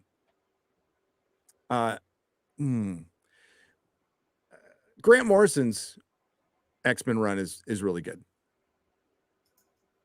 It is. from the early 2000s. That's a really good X-Men run. But like nobody gets close to Chris Claremont. Nobody. And Blueberry. So Razor Fist turned me on to Blueberry, and I found a bunch of English translations that are fucking old and kind of expensive, and it's brilliant. It's fucking brilliant. It's brilliant shit. So yeah, it's a deep. I'm going down an anime-like rabbit hole, but with bande dessinée. French comics, by the way. French comics. And I've always liked them. I've always liked Mobius, but there's so much more. And we're missing so much more because they're not translated. And what really got me going, was the Elric comics. They were done by French artists, and dude, they are freaking amazing. Hang on, I'll get one. Hang on. Hold on. Hodor.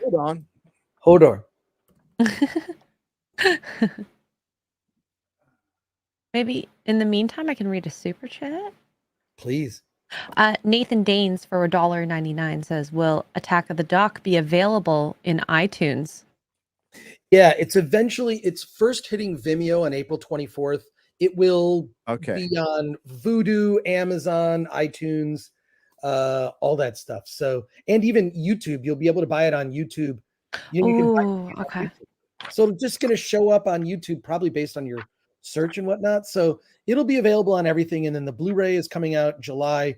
I'll have copies at San Diego Comic-Con. I'm going to find a buddy's booth where I can just sit for a couple hours and sell Blu-rays. But yeah, I just want people to see it and talk about it. And because I think the new relaunch of G4 kind of ended in a bad way, and it didn't deserve that kind of send off. So I think the legacy is important. And I hope this, I hope this kind of reminds people of why they were fans to begin with. It probably is going to make people remember, this is why the new G4 was kind of disappointing. It wasn't what they expected it to be. Anyway, but thank you for that. Thank you for the super chat.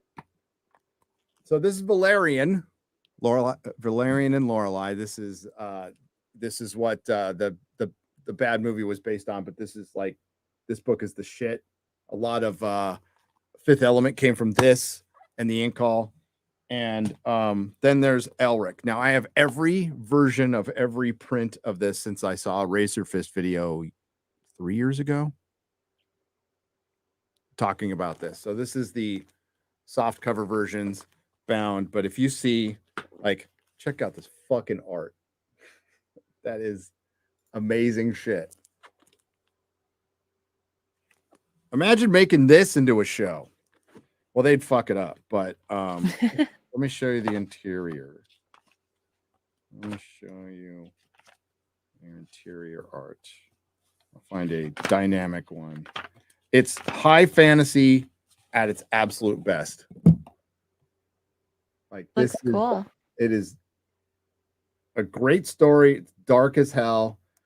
I love Elric, and yeah. Highly recommend it. So you can get this slipcase of the 4 volumes. It was out of print for a while, but yeah, I think you can get it on Amazon. But it's from Titan. It's from Titan Press. Oh wow, I love them. That's a UK company. Yes, it is. Yes, it is. They're great. And I have been in conversations with a Frenchman I know. I don't know what it would take to get this going. And if I ever speak to Razor Fist, we're gonna talk to him on the 21st. I would be totally down with helping fund a translation effort, like they do with anime. Like Dark Horse made tons of money translating anime. So, but I would like to get these stories out there, and we need, French translators to translate more books if they're willing to do it, because as Razor Fist points out again and again, there is giant bande dessinée bookstores, and they're filled, and they do as well per capita as any anime publisher. Really? Yeah.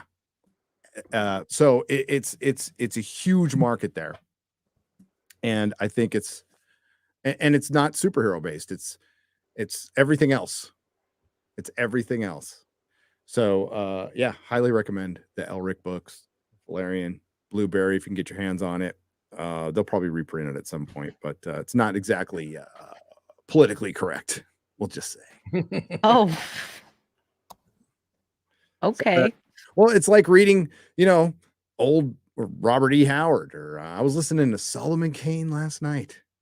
The complete tales of Robert E. Howard's Solomon Kane last night as I drifted off to bed. Listened to The Hood, and it was great. It was great. Solomon Kane's awesome. Okay. I'm going to quit blathering off about that, but all I do is hate stuff, Chris. Sure. Bounding did send me an article I linked in the chat if you want to talk about the Morphic Clark stuff. Yeah. Thanks. Bounding sent it? Yeah. Good looking out, Bounding. We love Bounding. Let's see it. Good. I knew they'd be on top of this. After previously telling critics to shut the fuck up, the Rings of Power actress Morphic Clark now says, if I was on the other side, I would also be feeling like that. But then she defends being Warrior Galadriel. Actor Morphic Clark, who plays Galadriel in Prime Video's The Lord of the Rings of Power. Ooh, I said The Lord of the Rings. Sorry, I shouldn't be. Completely changed her tune when it comes to responding to criticism of the show, her character, and her castmates in a recent interview. During the lead up to the release of The Rings of Power, Clark took upon herself to insinuate that critics of the show and its racial changes to Tolkien's lore were racist. That's exactly what she said. That's exactly what she said right there. So do you think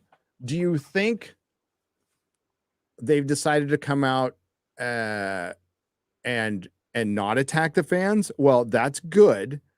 But it's still the same people making this show. So don't expect what do you want me to praise you for this? It's about a year too late for one. And your show stinks. She followed that. So she said, anyone sending hate to my black castmates by who's doing that? Who is sending it directly? Who is saying it? Pointing out a character in a show. We're not talking about the actresses or actors. We've never gone after them. We're talking about the decisions made by the two white guys who run the show. Get off my page, get off my internet, and shut up. And shut the fuck up. Yeah, this isn't a good move.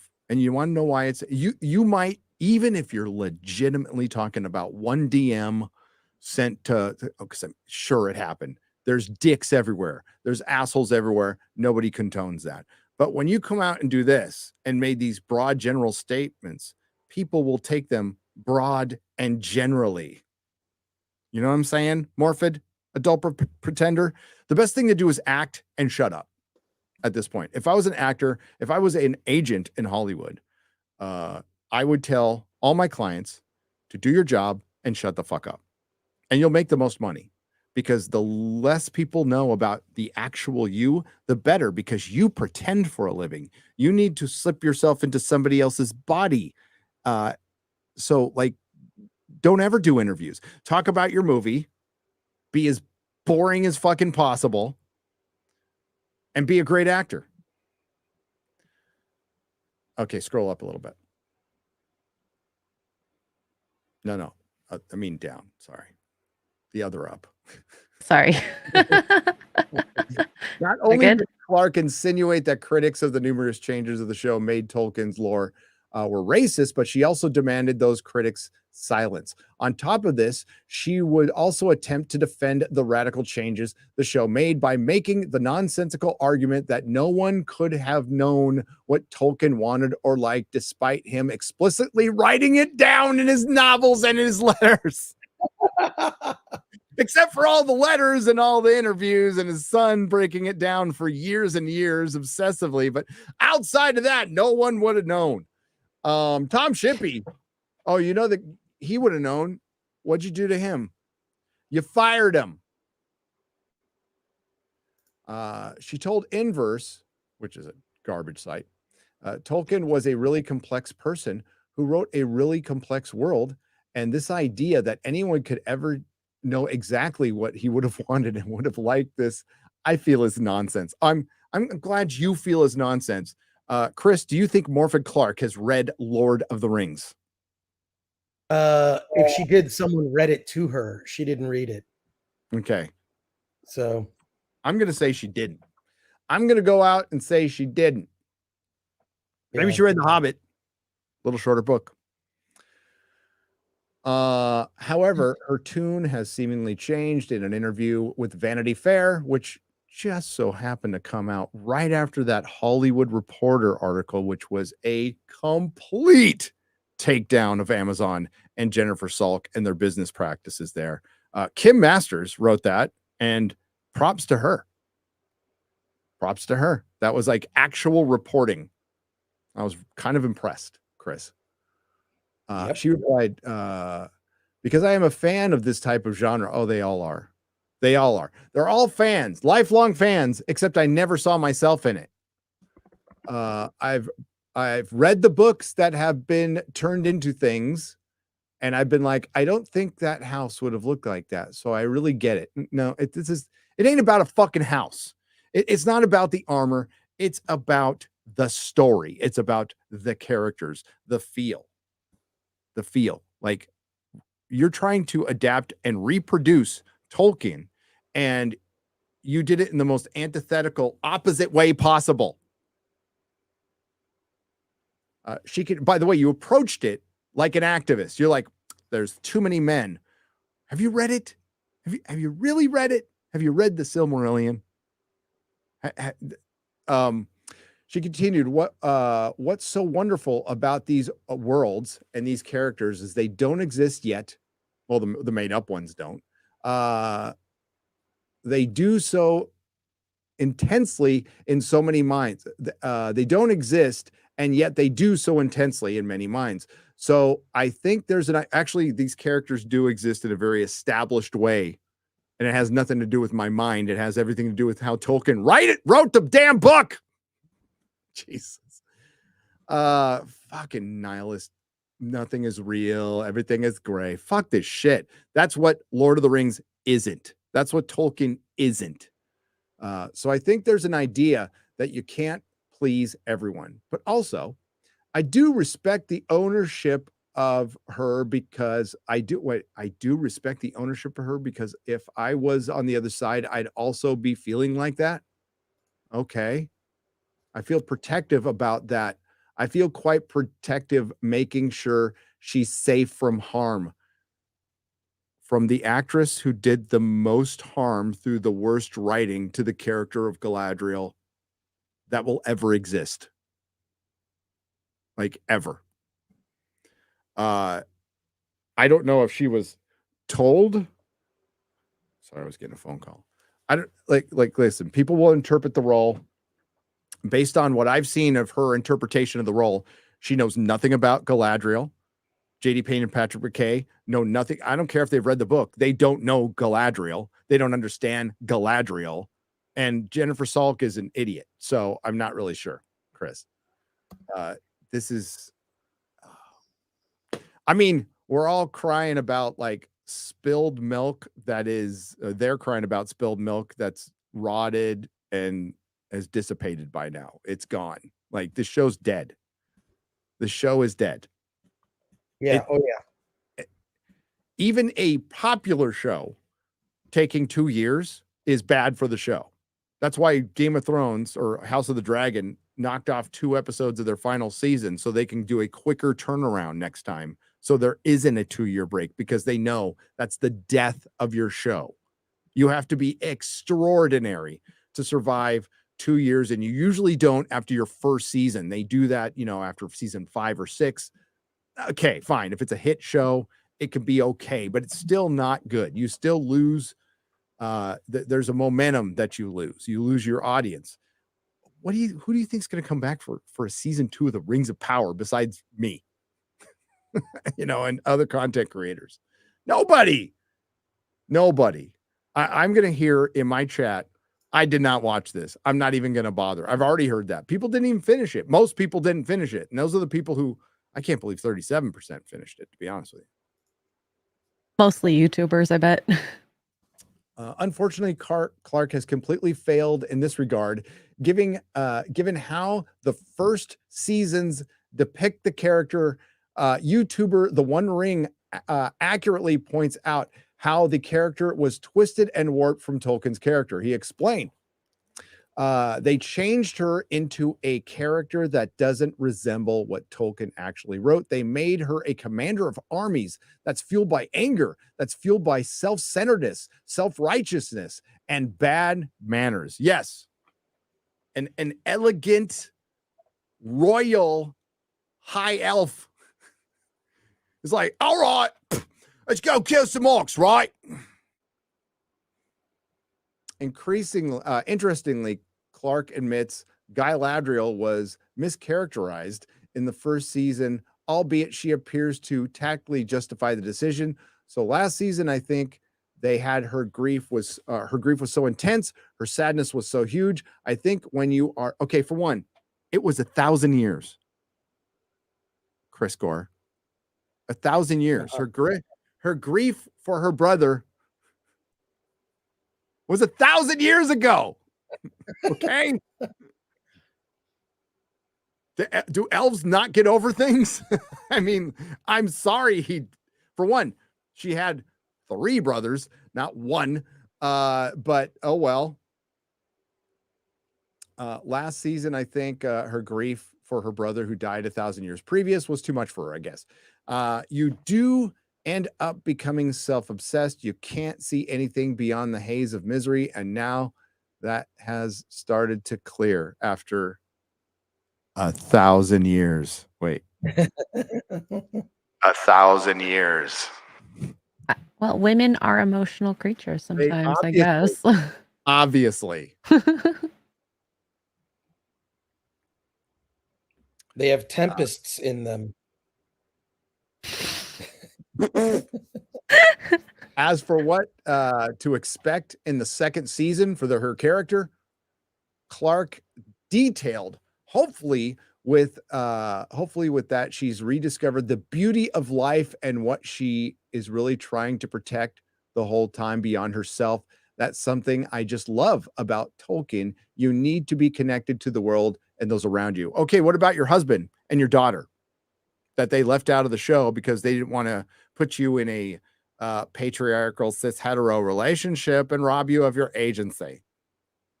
How are you going to retcon that? So they're going to retcon it. Basically, they're going to make her all happy and smiley, and we'll get more horseback scenes of her looking like she's masturbating on the back of her horse. That's what it looked like. Okay, I'm just calling it like I see it.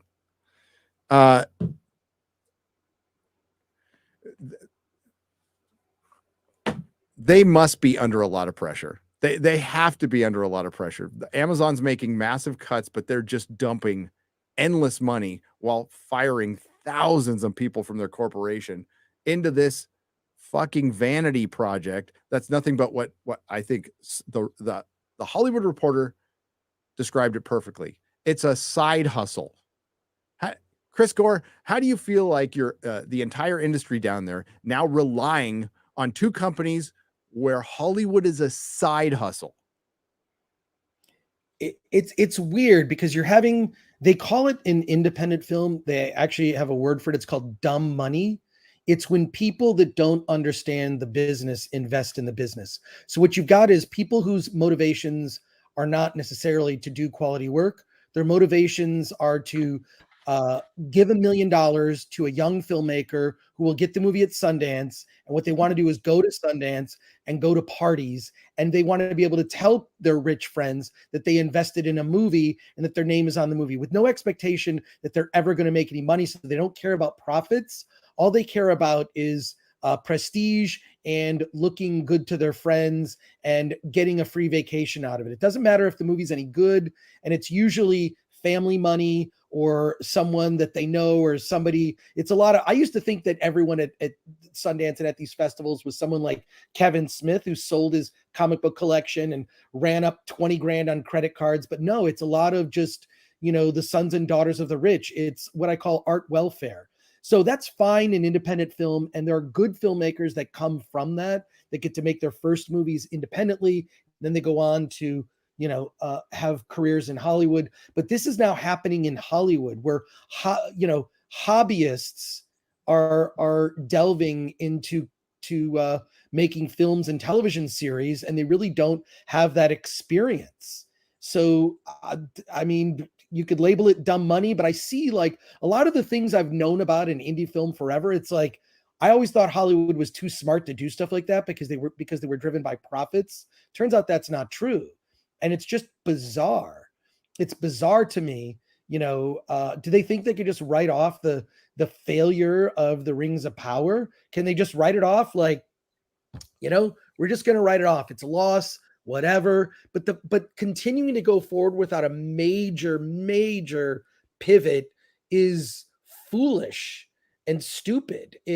Was not widely liked by critics and in particular hardcore fans, which you need. And then that stupid strategy, which we've seen over and over again, attack the fans. It doesn't work. It's alienating.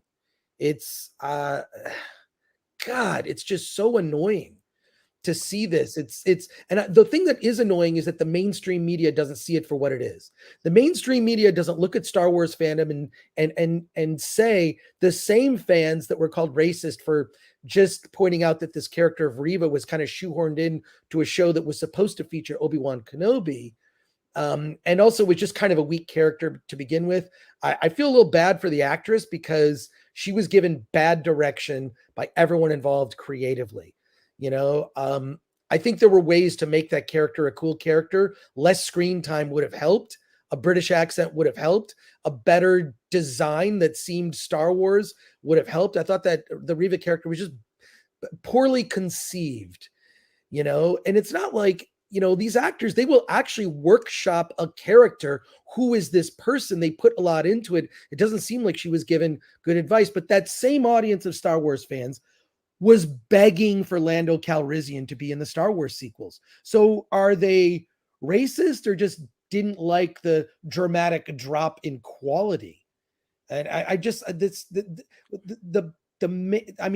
the trade should point out, let's be real. Let's be honest. That's why there's so little trust for mainstream news these days, because we can see it right before us. And something that's a little bit connected to this. Did you see this interesting conversation that Elon Musk had with some guy that was pointing out all the hate speech that's on Twitter? Did you see that, Gary? Yeah, I did. I watched it this morning. I did as well. And I'm thinking Elon owned him. Elon that BTFO'd him, just fucking destroyed that guy. He did. And it was just like, show the examples. It's like, I would like to see, because look, and this is a good thing.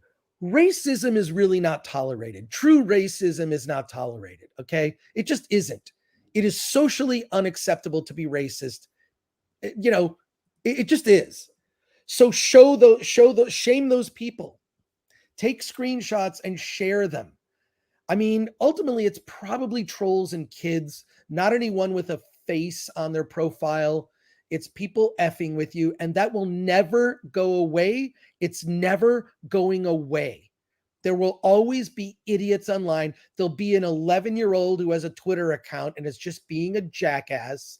That's never going to stop. Okay? So you got to take it for what it is. It's a minority of people who are effing around, and you just sort of let it slide. So I just don't understand. I'm so glad that Elon called out that BBC reporter and just like, look, show it. What do you mean by hate speech? Someone being slightly misogynistic. Is that hate speech? Is that how we're defining it now? Who defines it? I mean, it just, I don't know. I'm just tired of being having to deal with idiots. So I generally ignore that stuff. And because it doesn't get a reaction out of me, it doesn't really spread. I'm surprised how little I get attacked, but I just learned years ago, never feed a troll. Don't give them what they want. Never apologize. No. And just, I don't know. We live in a weird time, Gary. We talk about this a lot. We do. So, I think you just pick and choose your battles, and you find something to put a spotlight on. And troll is not worth it. But when a company does it, I'm going to do it every single time. And the company does it to be, of all things, risk averse. That's the answer. Going after a segment of your fandom that they see as small, but what ends up being on the entire fandom in the Rings of Power case, it was being risk averse. Well, we don't want to be associated with racism, so we'll just, we'll force some characters who really don't belong in a world, that breaks the verisimilitude of it completely because we don't care. These are just dumb stories. That's their attitude. They don't respect this shit. They never have. They never fucking will. And if you don't respect it, you're not going to make good stuff. And they didn't. Amazon didn't. Disney doesn't. They don't know what the fuck they have. And it, they equating it to Amazon and Apple coming in. They bring it up in the Hollywood Reporter article. There was a time that Coca-Cola came in, or was it Pepsi? One of the two big soda companies came in and thought they could make movies, right? And they couldn't. And then there was just a laundry list of Japanese and German companies who thought they could buy their way into Hollywood and didn't know the culture, didn't understand how things got done, because Hollywood was built from scratch. But now that whole system is broken. Not that it was ever like totally working, but it was working better before, and now it's completely broken and reliant on two companies that could pull the plug on their film divisions and their television divisions any minute without like seeing a loss. It would probably help them. But right now, Amazon, we have two CEOs at Apple and Amazon that love being at award shows, and except when Ricky Gervais is fucking roasting them in the audience, which was maybe the greatest moment in Hollywood in the last 10 years. I'm thinking that Ricky Gervais roast at the Golden Globes. Yeah, that's the stuff of legend. Absolute stuff of legend. But fuck Amazon. Matthew Hammond for $20 on the Streamlabs side. Check out the Washington Post website archive I emailed you titled "It is time for Star Wars to get excited about movies again." Also, Chris Gore's trailer was great. So many independent movie trailers are terrible, right? But we still need the indies, because the indies are the farm system of Hollywood, and they're being destroyed right now. So yeah, it's time. Yeah. Is that like a sarcastic headline, Matthew? It's time to get excited about movies again, Star Wars movies again. I'm not. Gary, you pointed out that like, if I could just say real quick, you pointed out like all these people getting in this industry. I mean, I saw it in the indie film scene in the 90s, right? Like, oh wow, there's just a lot of people here that they don't know anything about film. They don't care about film.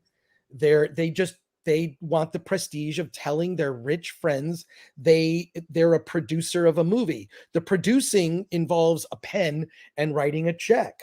So it's and you see this. I mean, you see this also. Hey, Amazon, I'm rich. We'll just make TV shows and movies. That should be pretty easy. So when you have so much dumb money entering the space where the core business, right? Amazon's core business is get me something shipped to me within 2 days. I pay an annual fee for that. A lot of people don't even know that they have Prime Video because they just pay the Amazon Prime fee to get their vitamins delivered and pay no shipping, right? Like it saves. So whatever. But all I'm saying is that dumb money, now you see the flood of content, and much of it is average. Much of the content, Netflix, look at all the streaming shows. I cringe when I just see something I want to look at and it's 6 episodes. Could you have just made one 90-minute documentary? Why do I have to watch? What's that? What? Did you hear about the Citadel, the Russo brothers Citadel? What's behind that? No. Okay. No, I don't know. Again, that article is freaking long, but everybody should read it. So the Citadel is the Russo brothers, who, by the way, Jennifer Salk was pushing hard to run the Rings of Power that got shot down by the Tolkien estate. I was told that their pitch was shit anyway, but they have this, first look deal at Amazon. So they're doing this show Citadel, and they already filmed a bunch of episodes and scrapped the showrunner and scrapped it. And the budget is $300 million. And they're 8 40-minute episodes. 8 40-minute episodes for $300 million. It's unbelievable. It's like they paid $90 million for A League of Their Own. She paid $160 million for Air. It'll never make its money back. As good as it is, I hear from everybody, she paid $160 million for it. Oh my God. Yeah, that can never last. And like anybody with a brain knows that. Like that kind of spending cannot last. She's spending like a cokehead in Vegas, like I said and that's going to get shut down. It's absolutely. Look what Amazon did to Comixology. They destroyed it. They absolutely destroyed it. So you don't think they don't give a shit about Amazon Studios? They can pull the plug on that. They are a mail order company. They are. They're a retail website. That's what Amazon is. They're not a studio. They bought MGM. The library isn't extensive. They overpaid for it. They're already having problems with Barbara Broccoli with Broccoli. I never know how to sell it. I would just say broccoli. I've been saying that forever. With Bond, and because they wanted to make a TV series, and she's like, "Fuck no."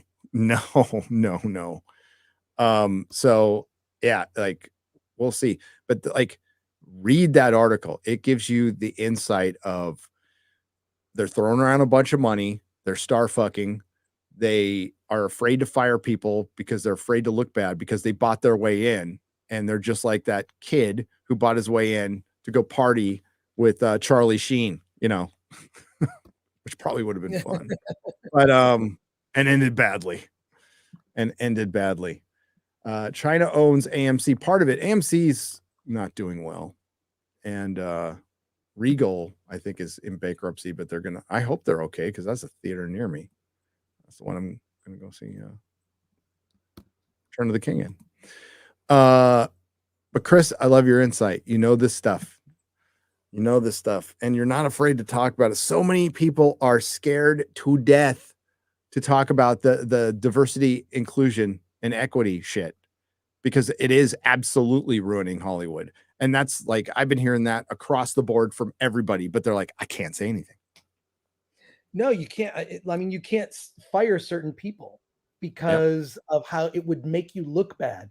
Hollywood needs to, and this is, I've said this for a long time, the who gives a shit attitude and not caring is like a useful tool. I don't care what people think. There's a reason. Look, there's another documentary I have that'll be out probably a year from now about Film Threat. And the title of the documentary is called Film Threat Sucks. You can look up, there's a little teaser we did years ago when we started, but I've been working on that doc for like 10 years. I didn't direct it, I'm producing it, but like producing it where I'm actually involved,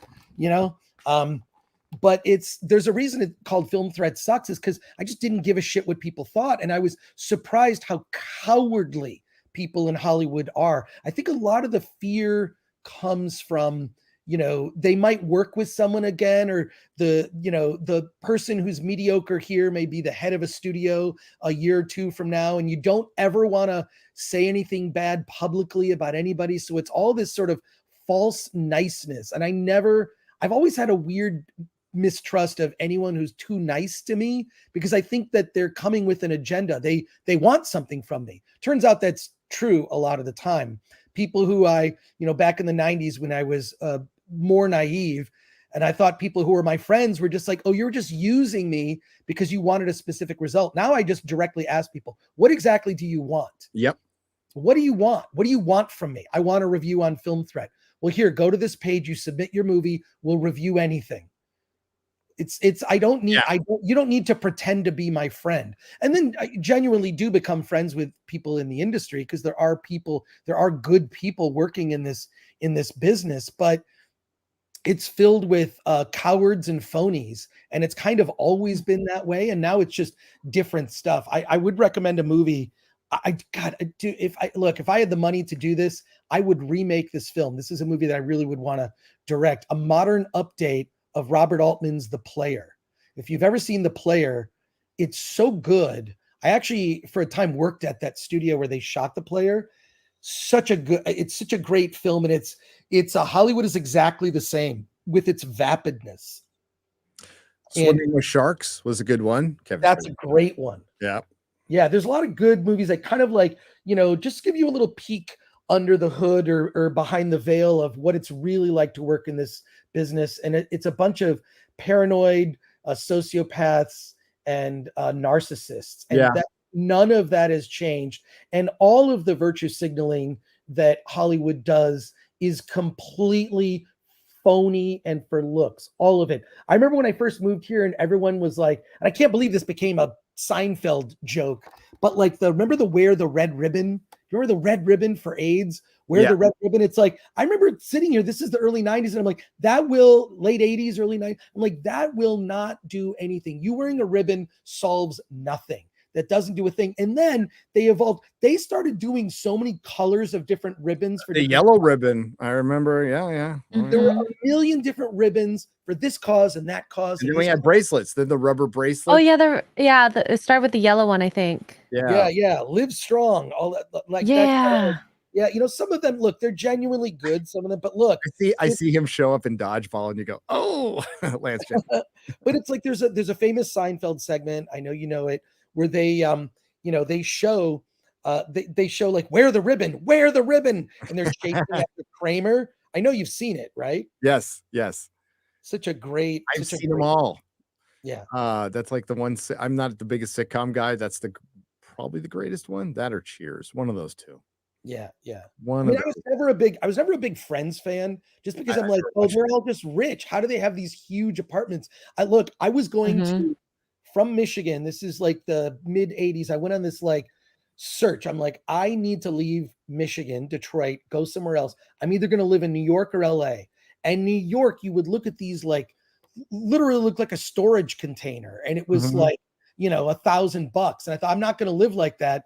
And moved, and I looked at the West Coast. I like this better. The weather's nicer, whatever. And then I thought that the people, this was my true thoughts.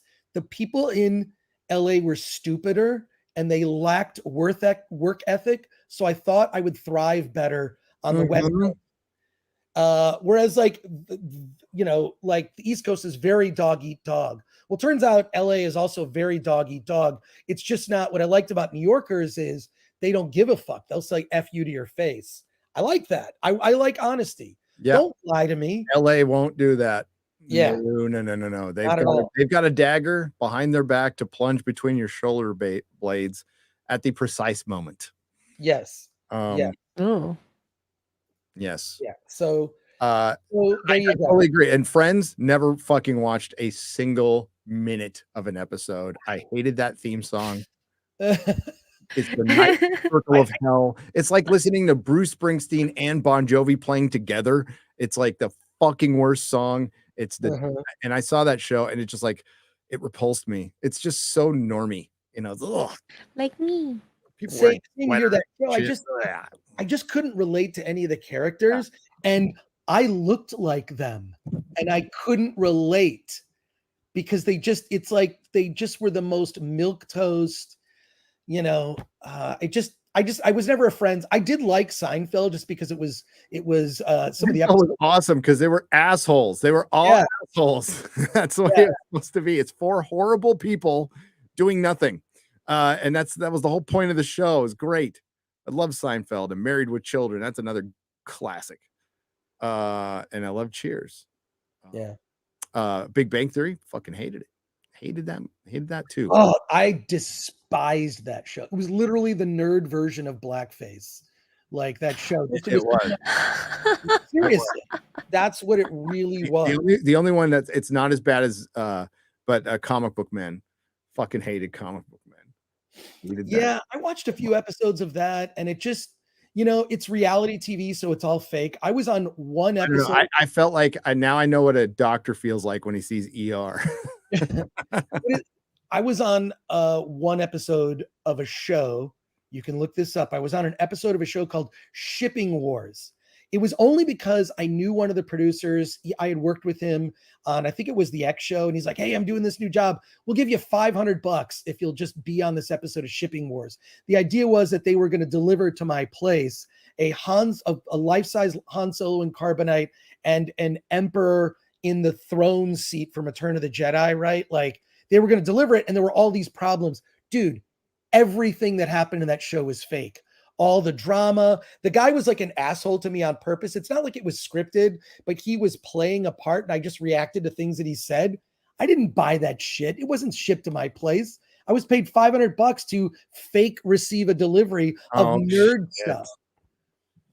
I'm sure you can find the episode somewhere, but I was like, it's $500, you know? You should have been there. They should have had the camera crew there when I had my Superman statue before we moved on a pallet, and my wife's reaction, like, what the fuck are you doing? We're moving in like a month. And I'm like, I couldn't control, like, it was a good price. I had to get it. Well, look, we could have got it after we moved. I mean, I legitimately have a lot of nerd stuff. That's probably just not something, my place is just not big enough for that kind of stuff. But your house could fit a life-size Superman about to take off and fly. I might be able to fit that. I couldn't fit it in this room. It was because the ceilings are not 8 feet; they're like 7 something, and it was 8 feet. So I'm like, God dang, because it was supposed to be right behind me, but it's in my game room now. Yeah, it's awesome. It is. You have a game awesome. room. Oh my god. I have a game room. Yes, I have I am a gamer. As everybody knows, I'm an exquisite gamer. I love that. I have a Spider-Man vintage pinball machine. I have a Spider-Man vintage Sega arcade game, and then I have some of the one-ups. I have the Star Wars one-up and Miss Pac-Man, and we're getting Terminator 2, and we've got Rock Band in there. Haven't used it yet once, but I will eventually. We're still kind of moving things. I haven't put the sound system in yet, and I got to do that. Tony Fong for 100 Hong Kong dollars. DCU casting predictions. Timothy Chalamet as Superman. I agree with that. Harry Styles as Batman. I also agree with that. Dylan Mulvaney as Wonder Woman. By the way, I said analyst as analyst accidentally at class. That's good. Perfect. That is awesome. Remember, it's analyst. Now everyone's laughing at me. Thanks, Gary. You're welcome. I'm here to help. Just lean into it. It's fine. Lean into the analytics. Analyst. Sith cake for $50. Watching those actors was the most hilarious thing. They have never seen Star Wars, read a book or comic, or played a game. They are so clueless about Star Wars, and it was hilarious. I have excised DSW, Disney Star Wars, from my mind, and I'm enjoying actual pre-Disney Star Wars. Yes, we need to stop dead naming Marvel and Star Wars. If we're going to play by those stupid fucking rules, then that is dead naming. It is Disney Marvel and Disney Star Wars. Marvel and Star Wars died. Marvel in 2009, Star Wars in 2012. That is not even an argument at this point. I mean, we're 11 years in, and God, that's the strength of this brand, Chris.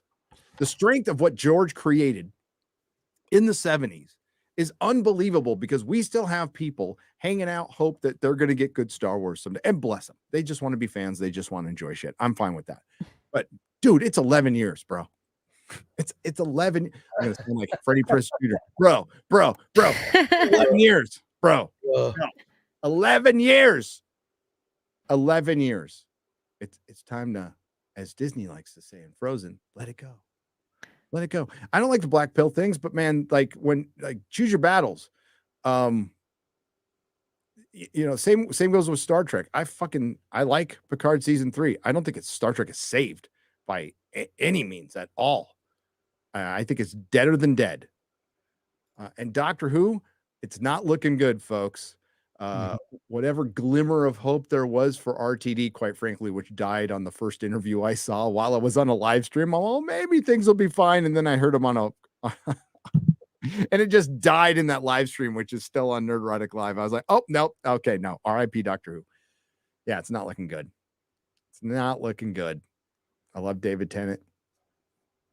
Like see Donna back and her daughter Rose. It's like, oh fuck. Oh well. Michael Tynan for $50, just donation. Nothing to say. Thank you. Magnus Talk for $19.99. Gary, did you get an email from Big Chief? Sounds like they have finally finished the Roger Delgado Doctor. Yes, I did.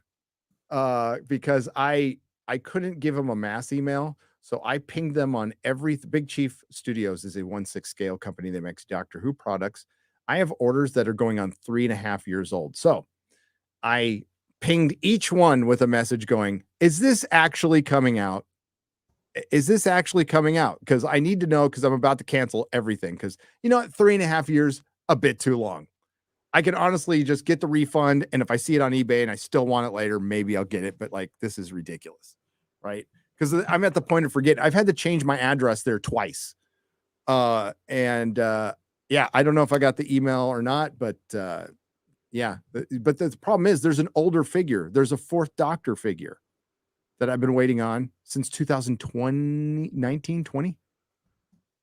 It's the later 4th Doctor from his last season. That's for Hot Toys. That's first world problems. I should just cancel the damn orders. I don't care. I tried to get out of a Jazz Inc. one because I got the 1966 Batmobile, Chris. Oh my God. Awesome. But I forgot it's been so long. I forgot I bought it. And they go, oh, it's ready for shipping. I'm all, what? Okay. I don't recall buying this. And and I did. I'm like, shit. You son of a bitch. What he does is he brings it up on a live stream and I'm, oh, gotta get it. And I'm like, I have no room for this thing. So I'm probably going to just flip it at this point. You're going to flip it, huh? I'm going to flip it. How big is it? It's a 1/6 scale. So it's about this big. All right. Well, before you flip it, let me know. I'll talk to you. We'll talk. Hey, by the way, Vegas. We got to talk about, I was supposed to bring something up with Vegas. Millennium Fandom Bar, Instagram. Yes. Okay. So first, we're going to have a raffle there like we do every year. And I'm bringing all kinds of cool, like I ordered accidentally an extra Star Trek The Motion Picture Kirk 1/6 scale. We'll be raffling that off. So stuff like that. We're going to have some art, some comics, some 1/6 scales, a bunch of double Doctor Who toys I have, whatever. I'm just going to go and give it away because why not? Yeah, so we have there's my Instagram at Nerdrotic, but there's also the Millennium Fandom Bar Instagram that my wife works on. So Mrs. Nerdrotic works on it. So if you could follow that, if you could put the link in. I gave it to the mods. So okay, there you go. Will appear soon. Vegas meetup is the 26th of this month. I will be in Vegas starting the 21st through the 30th. So I'm going to be there all week. We're going to be doing stuff. We have the meetup. The very next day we have Chrissy's show, which is basically going to be a meetup 2.0. Yep. And then we have Friday Night Tights in town. We do it at Sticky Paws. I got to talk to the Salty Nerd podcast guys because if we're going to, because they said we could use their studio. I found out like after I booked the appointment, but if we could use their studio, I mean, Geeks and Gamers would totally use that for Tuesday night main event. I'm just saying. That's true. But you know, and I could go, but we'll do other stuff. I mean, we walk around the strip and like people are welcome to join us because we just kind of walk around the strip. Live stream, be silly, wander in, be idiots. Yeah. And you're like, steal welcome Mark's leg. There's also going to be CinemaCon, which I almost bought a ticket for, Chris. Fucking $1,500. Shut the front door. Yeah, no way. I already have people hitting me up saying, I can get you into this party. I can get you into that party. I think if you just go, you'll end up being someone's plus one. I mean, I'm used to kind of being on the periphery, on the outside when it comes to big events like that. But I know if I hang out, I'll generally know someone that's there that can hook me up.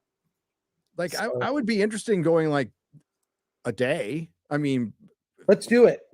I guarantee. I've already been. It was like hitting $400. That's reasonable for a big show like that. It's still a lot of money, but $1,500? Are you kidding me? No. That's for the whole week, right? Yeah, you can't buy like single tickets. You have to register. Yeah, I looked. They're still available. That is so They're just stupid. really expensive. So yes, I am totally down to go for a day if we can get in. And I'm sure they would just love to see you and me there. That'd be great. Let's go because Wednesday night is the Millennium Fandom thing. I think Friday is Chrissy. Let's go Thursday. Let's just go over there. Thursday's Chrissy, but we can go Thursday during the day. Is it a night during the day? That's what we'll do. We'll do. Is it a night event? Okay, because we can go. Yeah, because you'll be there later. So yeah, I'm down. I can even go Saturday because I'll be there Saturday. I don't know if it's going Saturday, but maybe no, I don't think it's going Saturday. I think it's like during the week. That's why I did. The only reason I did it this week was we wanted to separate ourselves away from Orlando. It was way too close. August, October, too close. So I'll be the one who moves. Plus, like August is pretty fucking hot and sweaty in Vegas. That's their monsoon season. So like, let's do spring where it's not the surface of the sun, still pretty hot. And that would be, and then I'm CinemaCon. Let's do it during CinemaCon, and maybe we can get Chris and Robert to go and other people. So that's the reason I decided. And Alex, who owns the Millennium Fandom Bar, is that cool Frenchman I've been talking about. He's fucking awesome. This guy's awesome. So they gave us the place this time. And what they did, how they make their money is you buy drinks.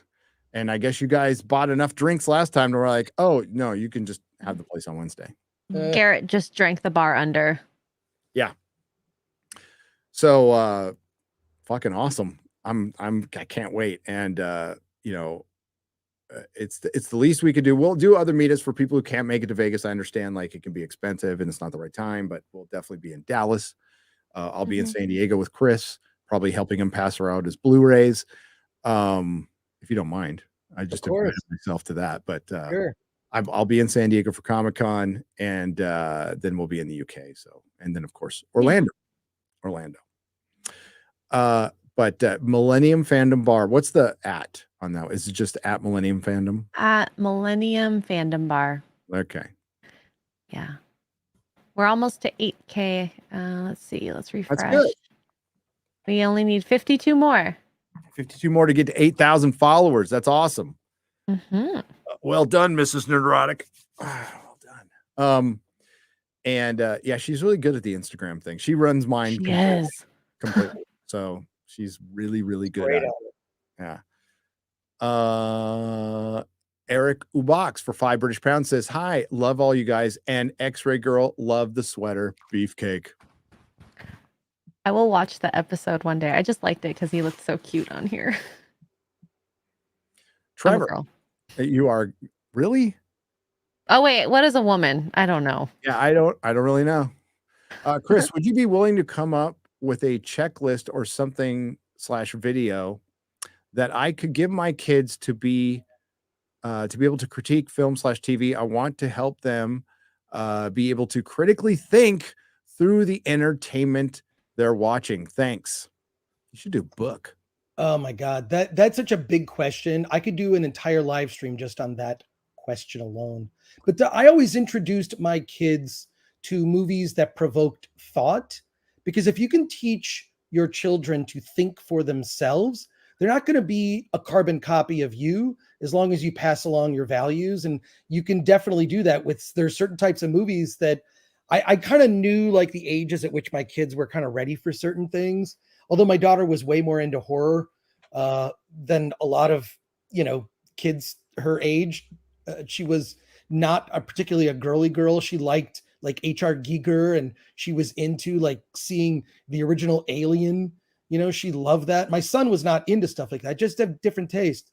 But God, I need to know like more specifics, like the ages of your kids and kind of where they are. But there are definitely movies that I think are worth watching like with your kids because it provokes discussion and whatnot. I think I would just lots of discussion. Yes. Yeah. It's not really something that you can make a checklist on. Yeah, it's hard. It's stage of life. It's like, your kid, and then you show them movies that they'll be changed by, movies that will, you know, kind of remember movies I saw that had when I was a kid that had such a profound effect on me, you know? So, God, that's a live stream, if not a regular ongoing show. Yeah. Like, you know, I grew up on with my friend Doug Johnson. We watched Siskel and Ebert all the time because that's the only because that was the only time we'd get clips of our favorite movies. Like we'd see a clip of E.T. or Raiders of the Lost Ark or and we watched Entertainment Tonight and we endlessly discussed the stuff we watched and we read always. Oh. And then I stayed friends with Doug. My friend Jay came in and, you know, we were working at the warehouse and all we do is talk about music, comic books, and film all fucking day. That's every cool. day. And we went to the movies every Friday night and that's all we did, like every fucking day. So it's having that discussion, being immersed in it really helps. Yeah, because I didn't go to any official training and learn how to sell comic books. The reason I sold comic books is I read as many as I could and I recommended the ones I liked. And then I learned through talking to my customers, actually, you know, having real conversations with them, finding out what they liked. It didn't always have to predicate, like when somebody came in cold and said, I've never read a comic, I want to start somewhere. I'd start, okay, what's your favorite movie? What's your favorite TV show? You know, what's your favorite color? Whatever. I'd start you know, getting some basic questions and I'd point them to, because my job was matching you to your story, not my story, your story. So, you know, and I wasn't successful all the time, but I could get a feel for somebody and recommend, okay, so you're not in the superheroes, but you like pulp or something like that. Then boom, you know, I know where to take them. And that's the same thing goes with taste, you know, you just immerse yourself in it. You like what you like, but then it's, you know, not everybody has time, and that's understandable because you're living your life to understand why you like something, why you connect something with something, you know. But also, Gary, like you understood the customer because you are the customer. Like you can't. This is why so many people in Hollywood are failing with these IPs. You can't sell something or be immersed in something you don't understand or don't even like yourself.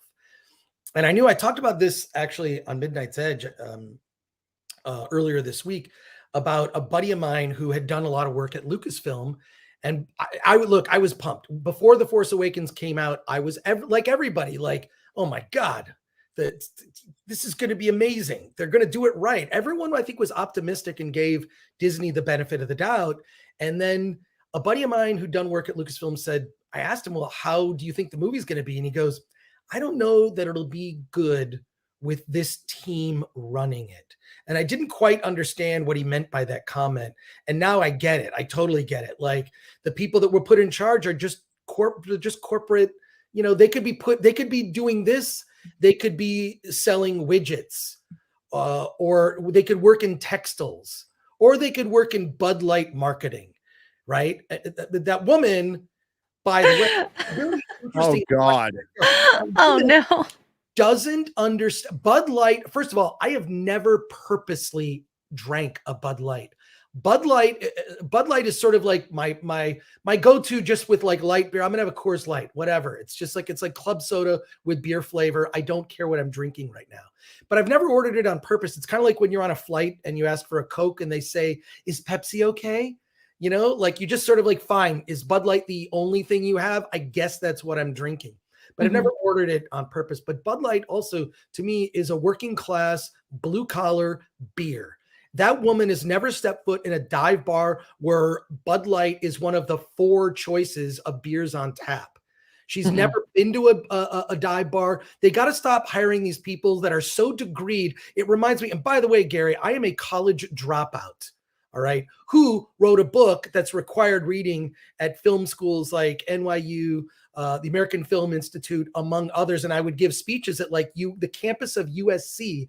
I would give a speech saying, I wrote a book, you're reading it, I'm a dropout. I really believe you could, with the exception of perhaps medical field, you can, and sciences, you can read books on how to start a business. I read a book when I was in college. I dropped out. I said, I can't work 3 jobs and go to school. I'm done. And I bought a book on how to publish a magazine, and I just did Film Threat, and I used money from my job to fund it. And then it started making money. But look, we live in a weird time where the person who understands the thing is much better than some Wharton College master's degree motherfucker. I'm tired of these overly educated, some of the smartest educated, so-called educated people I've ever met are some of the dumbest people I've ever met. And they want to throw around these, this is why I like to be in videos. I like to be very plain spoken, because I want everyone to understand what I'm talking about. I'm not going to throw around a $3 or a $10 word just to act superior to somebody else. Can't stand that attitude. So I've never been a big fan of academia and how they handle things. So when I saw a bunch of these videos and the Bud Light thing, it's just very important to look at that, because I don't think that woman working at Bud Light is any different than any person working in marketing at Lucasfilm right now. You're absolutely right. Mm-hmm. Eric July pointed out 2 years ago that Warner Brothers had brought in this 20-something girl. We don't want to say her name because we found it on LinkedIn, who was behind all of the marketing for Warner Brothers films. She didn't know shit about shit. She must have been somebody's kid, or, a Yale, freaking some Ivy League moron at this point. Right. And that's where the problem lies. That's where the activism comes in. It's coming in through these middle management positions. Yes. And the bankers they're in ivory towers, and they can give a fuck. They don't watch any of this stuff. They just look at the bottom line, and that's where the activism seeps in, and that's where we're getting it. Like Bud Light made a horrendous call. That is Gillette level shit right there. What they did. So, whatever. I don't even want to talk about that person. Like, I fucking can't. I'm just done. By the way, Dylan Mulvaney is a brilliant grifter. Like top tier grifter. Like, knows what he's doing. But people are just continuing to make somebody who's just eager for fame. That's all. Is willing to do just about anything for fame. Instead of, I don't know, be and they found their talent grifting. Like, instead of having an insightful commentary or being a talented actor, they found a way, and it worked. And it's really annoying because it's like, that's a caricature of what a woman is. It's not how women act. It's woman face. Yeah, it is. I also, Dylan, when you've seen the other videos of him, did you see someone did a deep dive on his TikTok? If you look at the early TikTok videos he did, he's just trying to get traction for his TikTok. Yes. He just wants to be famous and find a way to make money using his personality. And if you look at him, I'm watching what is so familiar about Dylan Mulvaney? What's so familiar about him? Because I actually think he's entertaining. He's entertaining. What I think is just crazy about it is that he's pushing an agenda that I'm not. He's capturing a group of young kids not ready to make decisions that they're going to make. But look, you know what he reminds me of? Pee Wee Herman. If you look at the way he laughs, he has this laugh. He has this laugh. He reminds me of Paul Rubens when he did the Pee Wee Herman character in those. You go watch him now. He's sort of skinny. He even did that Price is Right video. He's doing Paul Rubens' dance from the Pee Wee Herman movie. So I'm looking, going, what's so familiar about this? And I'm thinking, you know what? That guy could just come to Hollywood, be entertaining. He'll be a B character in a sitcom. Well, he failed in Hollywood. That's why he's doing this. He was there. Oh, yeah, he was there. Yeah. I mean, he could have become America's Twink, but he decided he wanted to be America's. No, I'm serious. Now it's just annoying. It's annoying because of how insulting, it's Women's History Month and they're hiring men to do all of this stuff. It's insulting. And the fact that people what's that woman's name? She's on the Young Turks. I never watch the show. I only see clips when they go. Anna Kasparian, where she said, don't call me a pregnant person, or what were some of the words, like just all the sort of dumb terminology. Birthing person, yeah. Well, Birthing person, that was I it. mean the crowd that the Young Turks invited in. You let the wolf in the door. Deal with it. Yeah, yeah. Lady. Birthing person. But the Bud Light thing is, to me, a cautionary tale. She should be fired immediately. There should be an apology, and we misunderstood. Otherwise, if they stick to their guns, that is a dead brand. The brand will be dead. No one is in their right mind. And it's like you're going to see people, like you'll see someone drinking a Bud Light, because not everybody's aware. Not everybody's on social media and knows what's going on. But I guarantee at any bar across America, you see someone drinking a Bud Light, you're going to say, really? You're drinking that beer? Wait, what's wrong? And then once it's explained to them, this could kill that brand faster. She was like, oh, it's a brand on the decline. So what do we do? Inclusive? No, you don't. You lean into what the brand is. Okay, your marketing person opened up with, it's a brand on the decline. Yeah. They should be fired right there. Yeah, exactly. Bad talking the brand. It's a blue collar brand. And yes, it's frat kids because it's a cheap beer. You can get a 30 pack for what a $20 or less. You take it to a party. And it reminds me of the prime minister or president or former one of New Zealand, for some kind of skeletal looking and woke. Yeah. Oh my God. Yeah. It just that whole situation. By the way, sorry, I'm cooking in my kitchen now because I got to eat before my live stream. But if you don't mind hearing some weird cooking noises, I don't care. Yeah. So that case is so, like, watching it is really fascinating to me because this relates to everything you're talking about, Gary. It does. You have hired people who don't understand the audience. They don't understand the product. They don't there should be a different test, and it's not someone with a master's degree. It's, and that's where things really went off the rails when the quote surfaced about, when they were hiring writers for She-Hulk, if you had read the comics, it was a red flag. What are you talking about? Familiarity with the material is a benefit. And I don't think you're going to see people like James Gunn get hired again. Whatever you think about James Gunn, I think he's got a huge Herculean task. I think that whether he makes a good Superman movie or not might not even matter because the marketplace is kind of done. He's going to have to do something.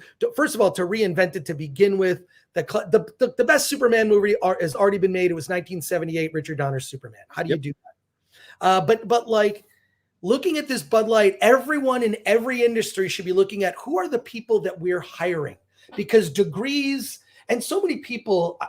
God, when I dropped out of college. And recreationally would read business wonky books. I read books on fonts. I read book by George Ogilvy on Confessions of an Ad Man, and it was all about famous ad campaigns. So, whatever you think, I have the tools, because what do I do with Film Threat, my movies, whatever? I am doing marketing. I'm coming up with posters and trailers. I'm putting together all the material. And why? Because I recreationally read business stuff for fun. What'd you get? A Jamba Juice? Is that a Jamba Juice, Gary? What is No, this is it's a blueberry smoothie my wife brought in. Oh my God. Is it antioxidant? Is that what you're going Yeah, with? it's got antioxidants.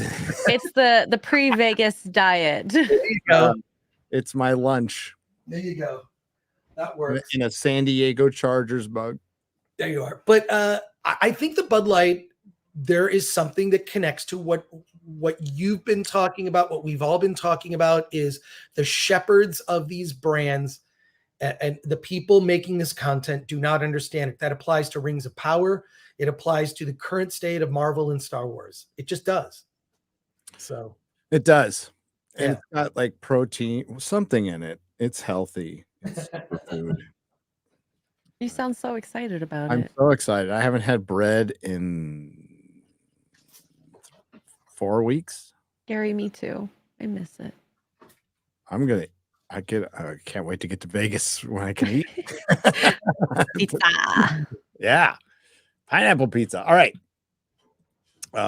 Chris, do you need to go or are you good? No, I mean, if you don't mind hearing the sounds of cooking in the background. Do you care, chat? Chat said, "Go ahead, Chris, Chef Chris, Chef Gore." Yeah. Chris bringing a copy of Attack of the Doc for us to all watch together as a group in Vegas. I don't know, like it's going to be available when we're there. We could literally just buy it for $15 and then watch it. Yeah. If they have a Roku box, it'll be on Vimeo. We have a way to do that. Yeah, I mean, but I want to buy it. I want to buy a copy. Wait, yeah. I mean, the Blu-ray will be out in July, so that's going to be a while. But just whatever your preferred platform is. I don't know. So you ship to Canada. Salty Nerd podcast guys who have a super chat here. I'm going to read in just a second. Oh, cool. And the podcast bros, tried to put something together that we announced. Oh no! And it got shut down by CBS. What? Oh no! CBS, kiss my fucking ass. I was wondering why the link didn't work. Something different, and I'll keep you posted once they let me know. But it got shut down by good old CBS, who likes to shut down fan films, and they're fucking idiots. Davish for $19.99. Hey fellas, so there used to be a Clone Wars MMO run by Sony that ran from 2010 to 2014. 9 years later, the dedicated fans have an emulator in closed alpha testing. Clone Wars Adventures is coming back. The fans are winning. Oh, good. Sweet. Keep me posted on that. I mean, I won't play, but I'm sure other people will. I was directed to oh my god, I'm blanking on the name now. God, I blanked on 2 names now. I'll figure it out later. It's not important right now. Salty Nerd podcast for $19.99. Our studio is open to you guys for sure. Passing that along to G&G as well. Our door is open. Can't wait to have you guys back in town. Cheers. All right. Can't wait to see you, man. And I will. I don't know if Jeremy knows that, and I don't know when they're getting there, but they could definitely probably use your studio for Tuesday night's main event, especially if some of them are going to be there. So we'll see. We'll see what happens. The Grizzly and Hale. Subscribe to the Salty Nerd podcast. Good dudes. And a lady. The Grizzly for $50. Part of the problem Chris is talking about is part of the culture war. The idea is to replace competency with compliance. Very good point. Why do corporations keep hiring Dylan Mulvaney? Simple. People who have degrees are more likely to be indoctrinated to the left. Yeah.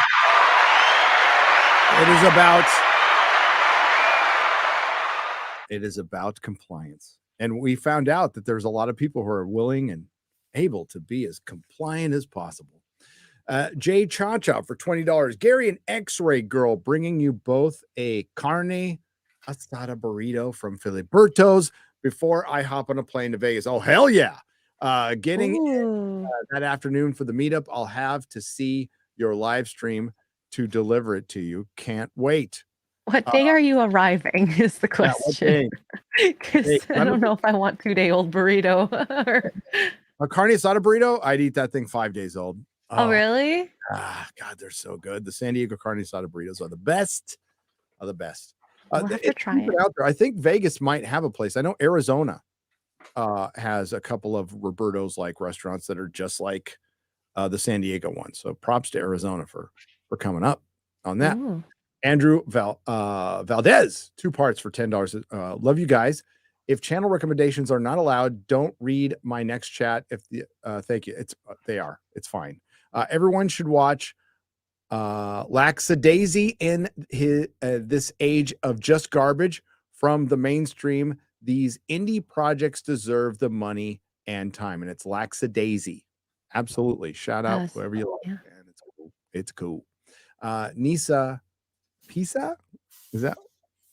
I think so. I'm not sure. Nisa for 100 Swedish krona. Thank you. Inboard for $5. Yeah, sorry, we didn't talk about the Marvels trailer. I had to take it out of the title. Totally forgot. I'm like, oh shit. The Marvels look like something from Asylum, not a $200 million movie production. Marvel should be embarrassed and rightly ridiculed for this. So I want to hear your thoughts, Chris, but real quick, I made a video. So Perry's working on it right now.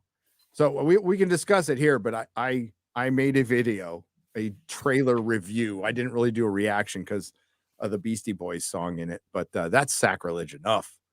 But we found out why they put the Beastie Boys song in there. It wasn't for Intergalactic. It was for the line, "Don't ask me to smile." Right. God, dude, first of all, I saw you guys on the Real BBC yesterday talk about it, which you did a very thorough job. I mean, my thoughts are it didn't suck as bad as I thought it was going to be. She does actually kind of smile in the trailer. What was shocking was how dramatically different the tone was from Captain Marvel to this. I just think it's a Disney Plus show. But the other thing that stood out was how cheap everything looked. There's a scene where Ms. Marvel's in a hallway with the cat that looked like, who's designing this stuff? It looked like a carnival ride where they stopped the carnival ride and you look and you're like, wow, this is really unimpressive. It's just black. No, that hallway looked like where you wait in line for a carnival ride. Right. That's exactly right. Yeah. It was awful. I thought the trailer was terrible. I think the worst trailer I've ever seen for Marvel still belongs to She-Hulk. Yes. But remember when the first Ant-Man trailer dropped, and even the second one, it looked like, they're going for a more serious tone here. Nice Elton John song. And then we saw the movie. It was filled with Marvel humor. It was stupid. It was girl boss shit. Kang was dumb. Everything was dumb. And they, said socialism might be a charged word. Right. So, this trailer was the very first thing they wanted to show us. This is the best of this film. It was shit. It was total shit. It wasn't the worst shit. It was still shit. And yeah, they wanted to change Bree's personality because she had none in the first film. And it's been fucking 4 years since that. 5 years, right? 2018?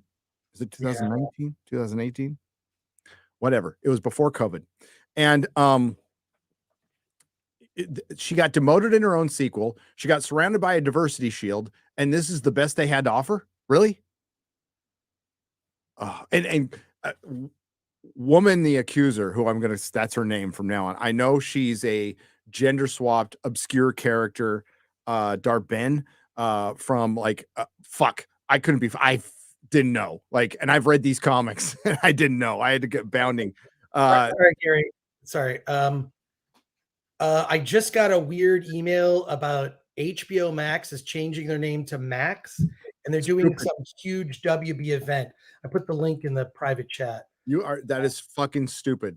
Changing your name from HBO is fucking retarded. Well, they're doing some major press event. You can see it at the link I just gave you.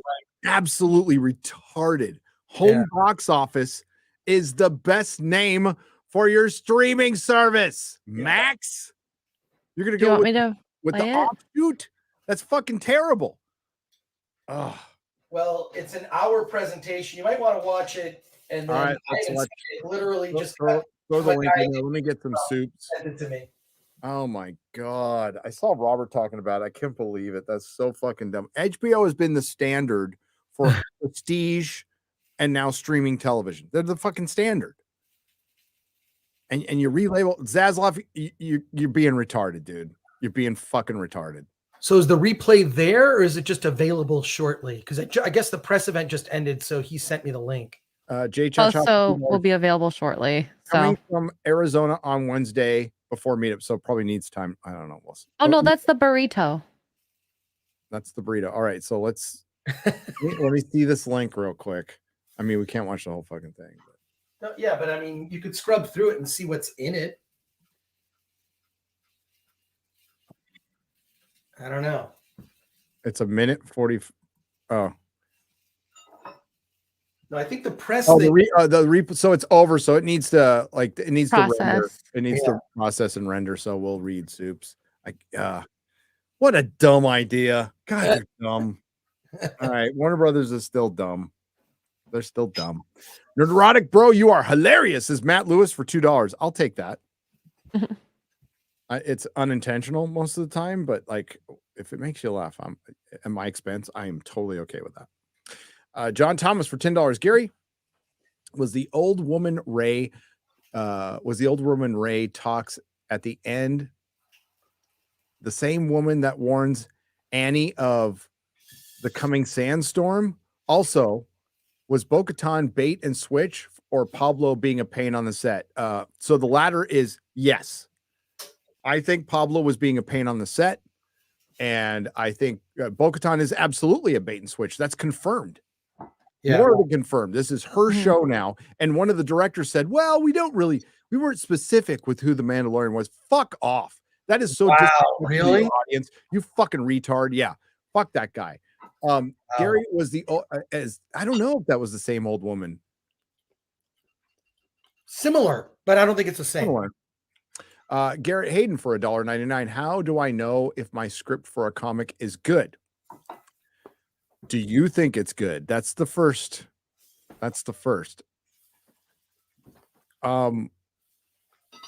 You just got to start writing and keep writing. I was doing a little studying on Robert E. Howard yesterday. That guy started writing when he was 15, or he got his first sold his first work at 18. But he was a machine. He was a writing machine. The guy killed himself when he was 30, and look at how much shit he wrote. Also, there's a book I would recommend. Stephen King also wrote when he was a kid. He just wanted to be a writer. I mean, he was writing stories when he was like 14 that were getting published. Okay. He wrote a book that you can find it. You can also find it in audio form. It's called On Writing. And all it is essays by Stephen King about writing, how he got his first jobs, his philosophy about storytelling. It's a great book. Whatever you think about, I think Stephen King, I just wish he wouldn't write on Twitter. Such a shit poster. You know? He's an idiot. It's just really unnecessary. But like look, it's undeniable, his work. But that book On Writing, strong recommendation for any writer of any type of writing. Fox Streamlabs 3 parts for $15. Number 1. Ex-Doctor Who fanatic, classic and reboot series, consumed countless novels and audio stories.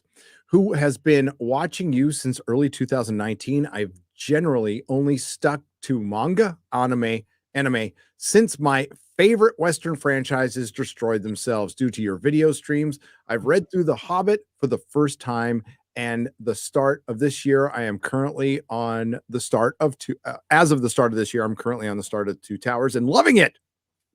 Also picking up Star Trek, the original series 50th anniversary TV movie collection for about $40 on eBay. Hell yeah, that's awesome. Nice.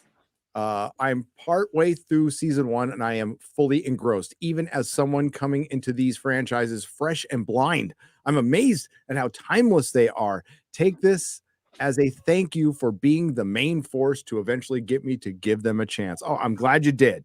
Glad you did.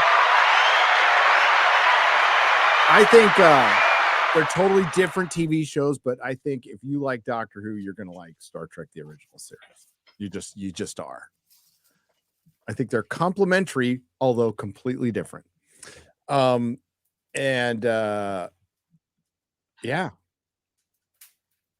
The future is the past right now. The future is the past. We're living in a weird time, Gary. I really do believe that there are, I think I mentioned the Justine Bateman essay, The End of Art. She goes on to say that she's researching what happened before the Dark Ages to like, what were the sort of key events that led to the Dark Ages? Because she's been saying, and I even saw Eric July mention something similar, that like creatively, we may be entering a dark age when everything is based on a pre-existing IP or a prequel, requel, reboot, like there's just nothing new being created on a mass scale. And also, do you remember when we were united even just by music? If there was a pop song that resonated with people, I mean, I feel like I lived through some really great eras of music, but the stuff that's popular now, that is popular on a so-called first of all, I question if it's actually popular, right? But that's sort of broad. I think there's so many different slivers of the pie in terms of genre of music. There used to be like, here's your classic station, here's your rock station, here's your jazz station, music is just all over the map. And it's not as if good stuff is not being made, but it's not bubbling to the top where everyone can agree that they like a particular thing. So I don't know what your thoughts are. As far as music, I think it's scattered now. It's still good. Yeah. But and it's still attracting like talented musicians and people who are passionate for music. But I think they're seeking different things, which we might get a better brand, but we're never going to have what we had in the 60s, 70s, 80s, 90s, and even early 2000s is one place to go find all the best stuff. I think it's going to be very regional. Right. We don't have a centralized location. I'm totally okay with that, by the way. But I also, I think what happens now is the bigger industries always attract the bigger talent. Right. So when basketball got more popular, it started attracting more talent, which actually took away from American baseball. American baseball went international and all of a sudden revitalized themselves by going international. For a while, the NFL was getting the best talent, but now that talent is getting poached by the NBA because of the longevity of career, better contracts, and you're not getting your head fucking beat in. There's a finite number of talent. That's what I'm saying. For any industry, for any sport, for making movies, for making music, for anything, there's a finite number of talent, and that talent is watered down. It gets watered down, and it makes the industry less interesting. Music is now almost back to the Wild West, but it's so fractured.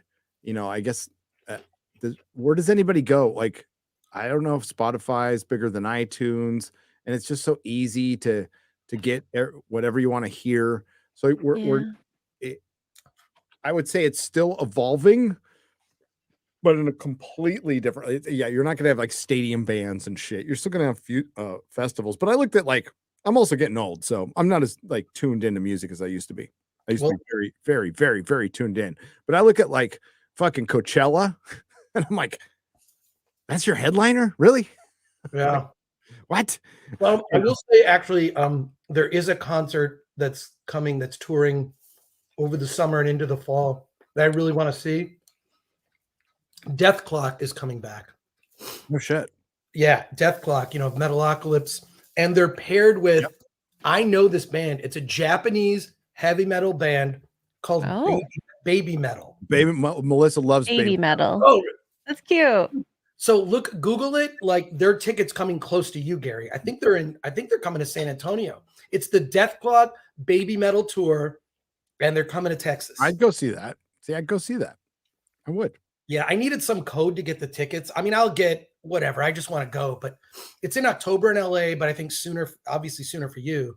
But yeah, that is a concert. Baby Metal is the best. August 31st for Dallas. I was really into music till about 10 years ago, and I was like, yeah, I had my run. I'm good. I just listen to just metal pretty much all the time now. I liked Ghost. I like their theatrical stuff. They're pretty cool, although they're not true metal, Iron Maiden or Dio. But man, that show Metalocalypse was so good. It was great. It was great. So bizarre, so over the top. And I've seen Death Clock in concert before. I saw them in LA at the Wiltern, which is a great classic theater, just around downtown. That Death Clock in concert was just freaking fantastic. The other thing that was cool about it was the merch was really good, because it's all Metalocalypse stuff. Yeah, I loved it. They had check the private chat. Don't say anything now.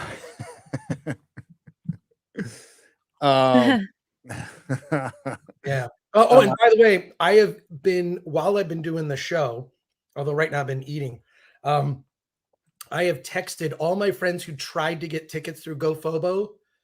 0, gone. You can get on a wait list. So I'm probably just going to show up and show up to when the screening is going to happen, just to see if I can does anyone have a +1? Did their friend not show up? Is there any way to get in? I mean, there's no way for me to get tickets. What can I do? There's nowhere. I'm just going to watch at my home theater. I'm not going to drive 5 hours to Dallas. Well, it's in Burbank for me, so I'm going to go to Burbank. That's like you can hop on your bicycle. Yeah, bicycle. Do you even own a bicycle? I own a bicycle. I have a Ahon. It's a foldable bike. Oh, sweet. Oh. Those are cool. Look up Daehan. It's a great. You can wear it as like a backpack. Thoughts on fitness with Nige for $4.99. Gary, what have you done? You got me collecting again. I had a comic shop back in the late 70s, early 80s. So stopped collecting in 1989. Then you. Well, I'm not sorry. I almost left the theater watching Indy 4 the second it hinted at aliens, but I drove with a friend to see it. I suffered through that abomination. The nerd there for $5. Yeah, that was just fucking terrible. I only saw it once in the theater and I fell asleep. When And I remember Spielberg hating it. Spielberg tried and tried to talk George out of it. Tried and tried. He's all, you sure? Aliens? I'm glad I didn't watch it then. Kevin Willis for $5. Also love Picard season 3. Would never have watched it if it wasn't for you. Also was happy to avoid seasons 1 and 2. Again, thank you. Thank Terry Metalis. Yeah. Andrew Matthews for £5 British pounds. Hashtag justice for Mantifa. X-Ray sells her loyal servants. Yeah, I made a Tifa that was a gender swapped, race swapped. Yeah. So I called him Aunt Tifa. Also known as Mantifa. Like Aunt Tifa? Yeah, Aunt Tifa. I feel like that's who Marvel makes everything for, is Aunt Tifa. She works in HR and she protests on the weekends, drinks box wine, and lives vicariously through her nieces and nephews who she really doesn't like. I came right. 1906 for $5. Watch the Marvels teaser. It feels like Marvel's gone from comic book based / fan driven to just generic lifestyle brand that rips off other genres.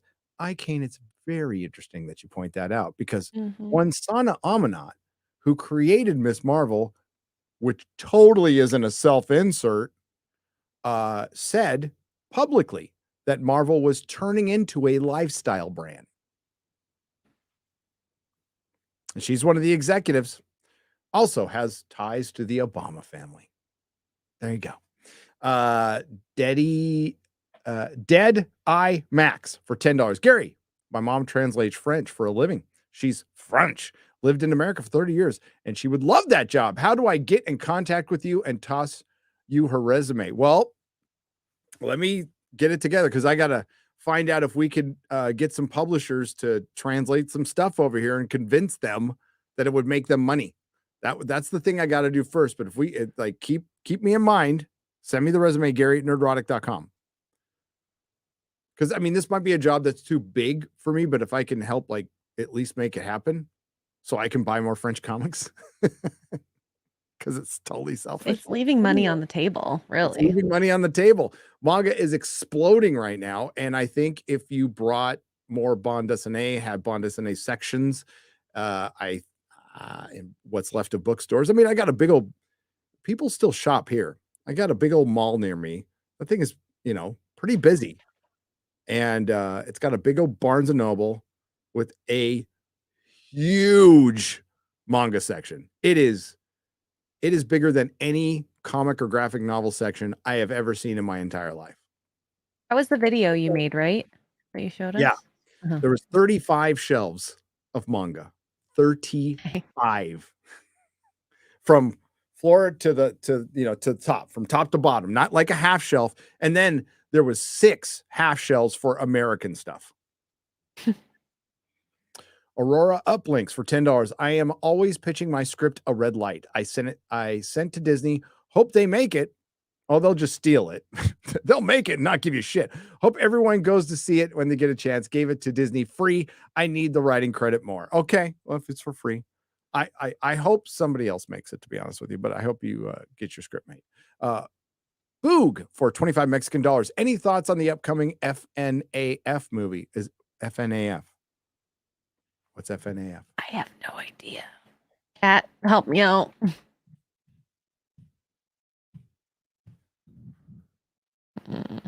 Friday Nights at Freddy. Oh, Five Nights at Freddy by Blumhouse in partnership with the Henson Company. I'm a little excited about it now.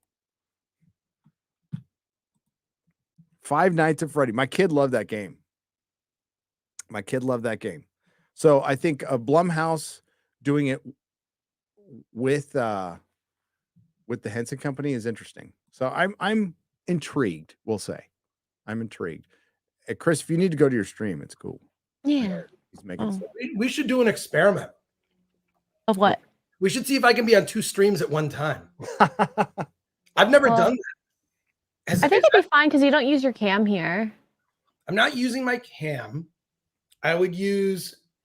Should we experiment and try that? Could I be like with Alan and the one stream live with my face, and then Anna could? I mean, I've never seen anyone do that. Should we see if that's even technically possible? I think it'll be a hot mess, but we can try it. Yeah, I'll kind of be on stream with my supposed dad. Yeah. Well, let me get a few things said. I have to. Let me read some. I'll stay. Yeah, read some soups. Let's actually try it. Let's do it. This will be a weird thing. It's like a collision. I don't know. Am I going to go to a mirror universe and it'll be evil Chris? It'll be echoey. I'm sure. A film threat nooner. Maybe you'll you'll have a goatee. Dude, let's okay. All right, give me a minute, but like go ahead, read some soups, and I'm gonna try it. I'm gonna move my computer in the other room. This will be fun. I will. Julian C21 for $20. There's a band called Ice Nine Kills.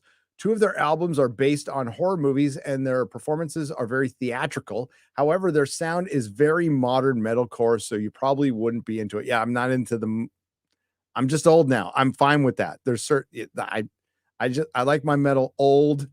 I like it not overproduced. That overproduced stuff sounds like video game music to me. Okay, it just does. Some of it's good. There is some that kind of rises above, but yeah. God, so many people are trying to call me right now. It's like I'm on a live stream.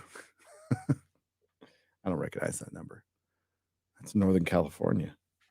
That's San Rafael. I wonder if Tesla's calling me. Probably want you back. I know. Linus for $1. X-ray girl, you single? No, she's married. I'll answer that question. Thank you. She's married to Mark the Cyborg very happily. Mm-hmm. Sorry, simps. She'll still accept your simp. But, yeah, of course. Pyro Rompo for $10. Hearing anyone can be the Mandalorian reminds me of anyone can be Spider-Man. No, Peter Parker is Spider-Man. Spider-Man is Peter Parker. And people who watch the Mandalorian to see the Mandalorian. I agree. Which was a knockoff Boba Fett to begin with. Inject some common sense. What's up? How you doing? No more proper member streams. Sad, I missed them. Thursday. Tomorrow. I got to fight. I don't know the time yet because it has to be before I go back to the dentist for one quick checkup, but it'll be tomorrow. It's tomorrow. Ade Robinson for $4.99. Gary, have you announced the UK dates? Yes. The dates I'm going to be there, but not the specific dates for the meetup. So to give you guys an idea so you can plan, it will be during the week of September 3rd through 10th. September 3rd through 10th. I'll get you an exact date, probably after Vegas. One meetup at a time. JRG, but it'll be shortly after Vegas. JRG Projects for $10. I just got the Hero Collector's USS Orville. I have to tell you, growing up with Star Trek in the 90s as a kid, the Orville made me cry. Picard Season 3 is great, but Captain Mercer is on another level. Yeah, because I mean, it's different. Like I said, Terry Metalis was able to put together scraps in a cave. Calvin Dodge for $5. Fetch me the comfy chair. Fluffy pillows. Will Davies for $20. The internet destroyed the ability for most kids of music to become popular. Popular music is minimalistic and generic because it's easy to compare to other things people already like, making it easy to popularize through Spotify. Good point. I mean, the video killed the radio star, right? Paulus Plain for 100 Norwegian krona. Chris Gore, please compare and contrast the Bud Light woke scandal with the rest of the entertainment, which he did. He did that. You already got it. News complex. Thank you. Good news or bad news? Well, Bad news for Bud Light. It's bad news for Bud Light, and it's bad news for the corporate media complex constantly being exposed. But they're dying. It's a 20th century model that's dying. Aurora uplinks for $10. The issue Kathleen Kennedy is making is she is fighting standard generic instinct for most viewers. Women want to be stronger than other women, but to find men stronger than them. It's instinctual urges for humans. And it's completely antithetical. And it kills the verisimilitude when you can guess there'll be a girl boss in this scene. Oh, there's Jack Black with Lizzo, but she'll be the one making decisions. Oh, here comes Bo-Katan. It's just a matter of time till he hands over that dark saber. Like I'm surprised it took as long as it did for it to happen. Gary, maybe when they say the Mandalorian, they mean the people, the Mandalorian, like saying the Jews. It just means everybody. So when they say the show is the Mandalorian, it's like these people. They are kind of a displaced people, right? Wouldn't they be? They are, but it's so vague what the lore and the rules are, and they're just flat out dumb. The great warrior Bo-Katan, sends a scouting mission backed up by her entire fleet that can easily be destroyed now because she put them all together. What a fucking moron! Oh my god! So I just sent a tweet out that I'm starting my stream. I'm still on this stream, and can I go? We're gonna experiment. Can we cross the streams? Can we cross streams? I don't know. I want to see if I can be on my show and your show at the same time. I don't know if this is even, can it happen? I just plugged into my Ethernet. I have a different setup in this space. How are you going to hear Alan? I can hear Alan, but you'll hear Alan. We'll hear Alan? I don't, because you'll hear it through my audio, right? It'll come from my computer. Like I've never done this. I'm going to go to my stream that is scheduled. That's the name of my stream is More Mando, More Problems. Okay. So More Mando, More Problems. More Mando, More Problems. Love it. Oh my gosh. I'm just going to continue this conversation. So let's see. Are my settings the same?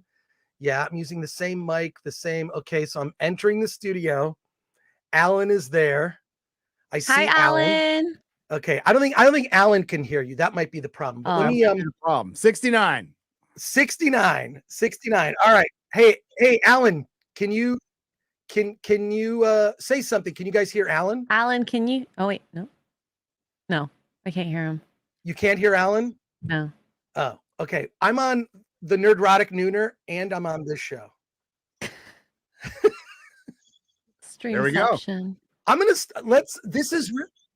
we haven't gone live yet, but I wonder, Gary, do you think, should we try this? I mean, I could just bail, so you can end the show, but this is weird. I see on another screen there's a little while, but I got to read super chats, and if Alan can't hear my super chat, all right.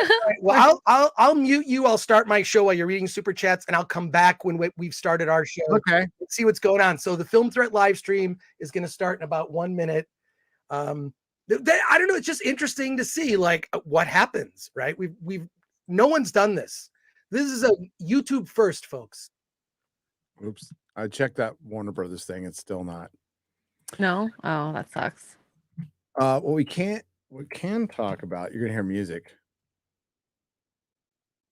Steve Dease's Nefarious comes out in a couple days. Oh yeah, you said you're excited about it, right? I think. Yep. So it's about a guy who's on sentenced to death, and he's getting I'm going to describe this badly, but what I got out of it is he's possessed by a demon. And when does it come? It comes out in 2 days, I think. 14th. On the 14th. Yeah. On the 14th. So this is it's an independent film. It's from Steve Dease. And we will be covering it in the very near future.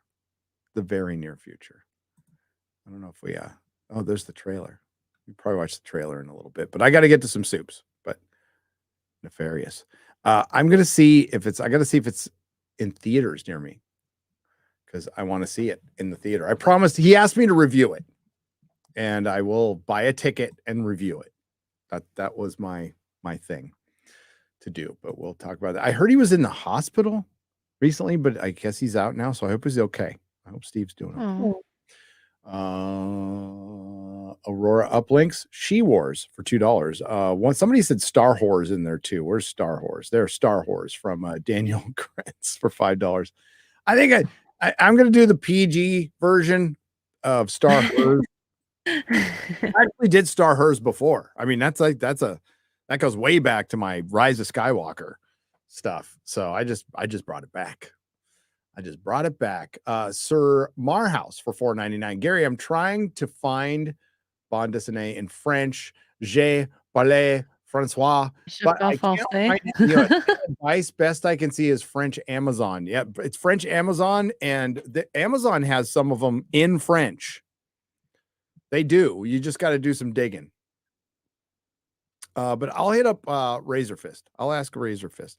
I'm sure a local comic shop can order some stuff for you too. But I will find out. Fearless Leader for $100. Thank you, Fearless Leader. I'm in the middle of research project on identifying politics and entertainment. Do you have any sources with statistics and articles on the wokeness in the industry failing, corporate greed leading to franchises being ruined or former fans turning to alternatives? Data.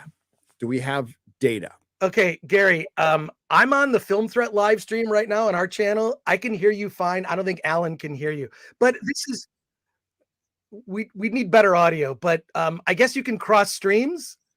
I don't know how practical this is. This is a weird thing. So I'm actually doing Film Threat right now. We've never done this. It was bound to happen. Crazy. Hey, Chris would be a good person to ask. Do we have any data? I mean, aside from the data we see, or statistics on articles, the wokeness in the industry is failing, corporate greed leading to franchise being ruined, or former fans turning to alternatives?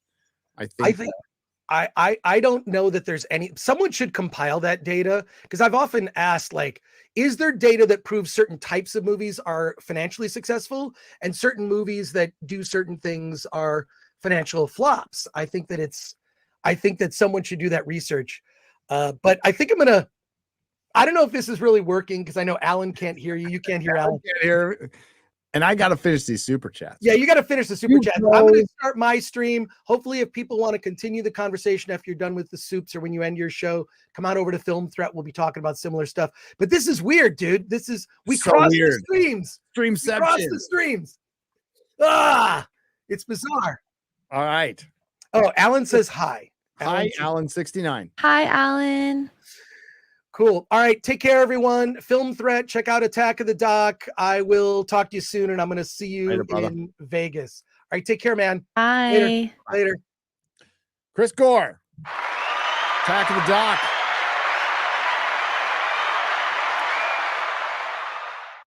Prayer 247I for $10. Gary, check out Sleet Token, the summoning, especially. Okay. I'll write it. I'll put it in my little notes. Aurora uplinks for $10. Story pitch: a separatist faction survived all the time past Return of the Jedi, and they came back for a film trilogy to destroy the Empire and Republic, both with new Terminator style droids. That would be a good, like, Infinities, like alternate universe. That sounds cool. The ship has sailed on fixing Star Wars, unless you recast. Like, you're gonna have to remake it. Then that's what they're going to do. Take it to the bank. Disney will remake the original trilogy. It will happen.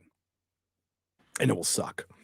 Joseph Dots for $4.99. A girl galaxy far, far away. You're welcome. It's a very small galaxy, by the way, incidentally. Aurora uplinks. Kind of weird that suddenly in Indiana Jones, a bunch of communists led by a woman intent on fighting men with a sword and telepathic powers to read minds, learns secrets, but how to blackmail them. Yes. Talking about Crystal Skull.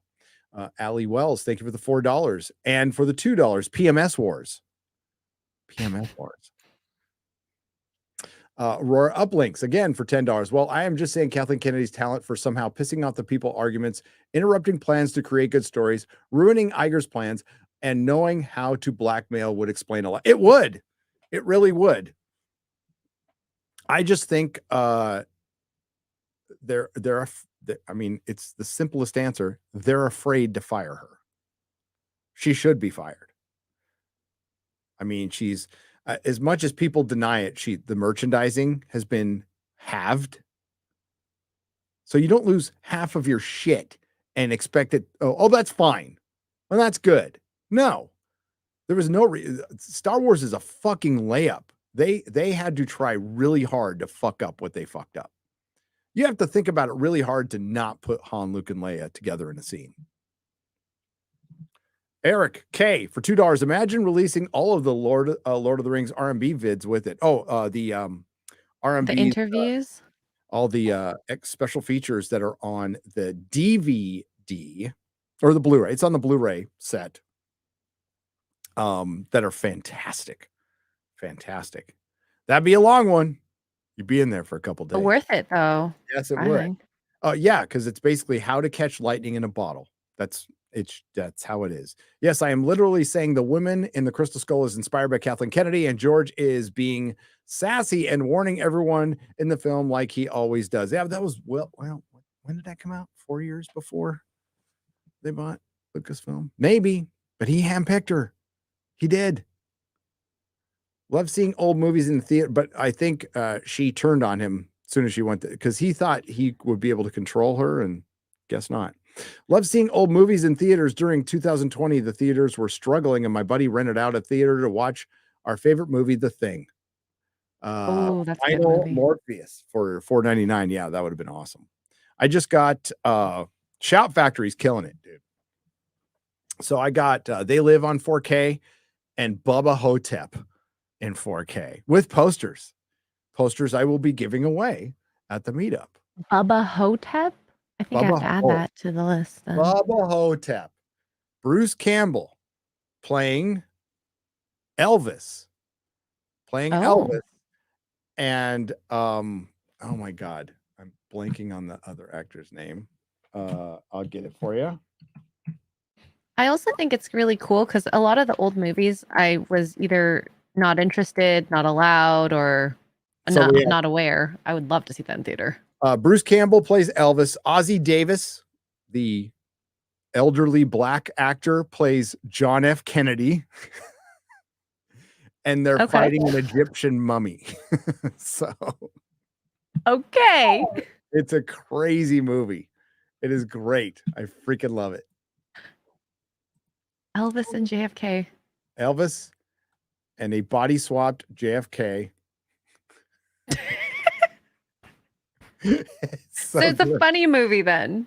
It's like a comedy. Funny horror. So funny horror. Okay. Yeah. I'll watch it. Bubba Hotep is a classic. Such a great movie. I wonder, will they rename Lord of the Rings to the Rings of Power on the book someday? And the movie, maybe someday they will change the author too. They can't. No. I'm sure they'd love to if they could. Brian Doyle for $4.99. Bra Wars has a nice ring to it. Hail. Aurora Uplinks again. Obi-Wan should have been about Bail Organa primarily and about the power dynamics on Alderaan between his cousins. Leia kidnapped by one of them. Yeah, and just call it Bail Organa or Alderaan and not Obi-Wan. Make it two separate shows as it should have been. Stifler's dad for $1.99.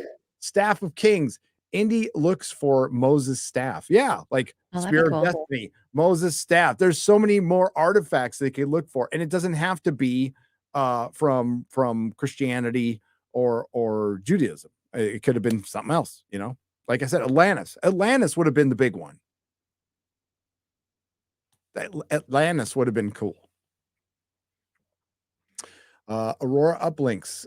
The upset Bale and his wife adopted the heir. The Imperials are called on to help blockade the system and find her. She shows us politics and corruption. Maybe stop it off at Luke and Obi-Wan scenes. Sam people having to negotiate with the possibility they fought Shao as gangsters and desert crimes. Yeah, I mean, you put more thought into it than they did, my friend. You put way more thought into it than they did, and that's why they don't deserve you anymore. Disney, and when we were talking about the access media earlier, they chose a side. They decided to tell you to fuck off and start making shit for each other. Like Disney started making stuff for the access media, so they'll start pushing the activism and vice versa. It became a very, very symbiotic relationship, which it didn't used to be with the media. The media used to, call out, not all the media. Some of the media has always been in the pocket of the corporations, but some legitimately tried to call, this whole truth to power shit. That's what they were supposed to be about. They're not. They're supposed to be out for you. They're not. They chose a side a long time ago, and that's why they're dying. And see ya. That's all I got to say. Rooster Cogburn for $4.99. $300 million for a de-aging is money well spent. Phoebe Waller-Bridge has never looked better. Terrifying. HBO's slate looks great. Potter Show, Game of Thrones prequel. Suck it, Disney, says Alon Adadi, because I can't read. Sorry. Thank you for the 15 shekels. And yeah, their slate is better. HBO Max, HBO is a better. It's like I probably watch the most stuff on that. It's the best streamer. Hammer Down Protocol for $20.49 for 15 British pounds, proper money. Making your own contribution to the culture is easier than ever. Hollywood quality VFX are now accessible to everyone with decent PC, Unreal Engine, free, blending 3D software, free. Bring it down. Bring it down. Calix for $6.63. Nerdrotic. I am born in 89 and I am old. Are you older than me? The media landscape has changed. Peace out. A lot older. I was 19 in 89. So Paula Plain, one for 100 Norwegian krona. Nerdrotic factoid. In real life, armed forces of Ukraine have the Punisher Pash all over the front lines. Disney are playing with fire. Slava Ukraine. Glory to Ukraine. There you go. I hope the war ends. I'm just not a war guy. Not really into the proxy war, military industrial complex, Bush, Cheney, Clinton, Obama shit. I think it's all fucking evil. But the innocent people and everything, I just want it. It sucks for them. Peacefully, yes.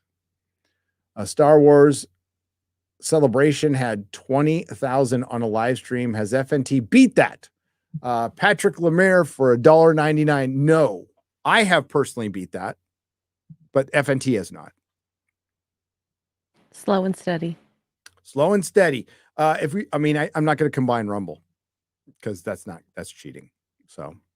The most we have had on a live stream was, I can't even remember. We're so close to 16 once, I think. No, we broke 16.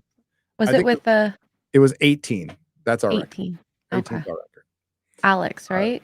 Was it? It was Alex was the first record. No, Critical Drinker was like the second because it was during Rings of Power. Rings of Power, we were getting like huge numbers during Rings of Power. Yeah. We're getting like 350, 400,000 views on Friday Night Tights episodes. And but 24,000 is the record for the channel, and that was after Game of Thrones. Dang. Tyler Fulcher for $10. Watch the clips of Big Bang Theory with the laugh track removed. It's just sad. Ooh, I might actually watch those. Nikolai Popovs for 2 British pounds, 49 pence. I am a nerd and don't ever change. Rhino Helix for $10. East Coast will help you not be nice. West Coast will be nice but not help you. New Yorkers call you stupid while changing your tire. LA folks will say sorry for your bad luck and they drive by. Yep. I totally agree with that sentiment. The Penguin teaser just released. It's giving Boardwalk Empire vibes and the long-awaited True Detective Season 4 trailer. Oh, wow. Who's in True Detective Season 4? Elliot Cecil for $5. Who's in it this year? I got to look it up. Nothing will ever match the first season. Oh, it's Jodie Foster. Yeah, not interested. Hunts a serial killer in rural Alaska. Yeah, it might be good. You never know. Season 1 of True Detective is a perfect season of television. It is beautiful.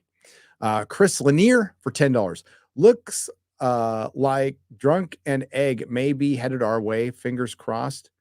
Or Dunk and Egg. Dunk and Egg. Why did I say Drunk and Egg? Fingers crossed have as good as House of the Dragon. Oh, there's a Deadline article. Do you want that? I got it. Okay. Let's take a look. I'll read one more maybe while you're doing that. Yeah, Killer 8000 for $2. Flashier is better than Cheers. Oh, this got a series order. Like, it's done. It's happening. This is okay. Well, I mean, this is kind of an easy one, to be honest with you. I don't know why I haven't done this sooner. But this is your Blackfire Rebellions right here. Game of Thrones, Dunk and Egg prequel, Knight of the Seven Kingdoms, The Hedge Knight gets HBO series order. And it's a damn good story. Holy shit. So it's ordered. Another Game of Thrones series on the way. HBO announced during the Warner Brothers Discovery Max presentation Wednesday that it is giving a series order to A Knight of the Seven Kingdoms, The Hedge Knight, based on George R.R. Martin's Dunk and Egg fantasy novels. Now, I'm going to tell you right now, this is why this is very, very, very bad news for you if you're waiting for Winds of Winter. You want to know why it's very, very, very bad news? Because this is an unfinished book series. He still has one more, The She-Wolves of Winterfell, which is the final book. And somehow you need to find out what happens at Summerhall. If you don't know what happens at Summerhall, well, it's a tragedy. And that's all I'll say. But this is a lone wolf and cub, if you're not aware of this story at all.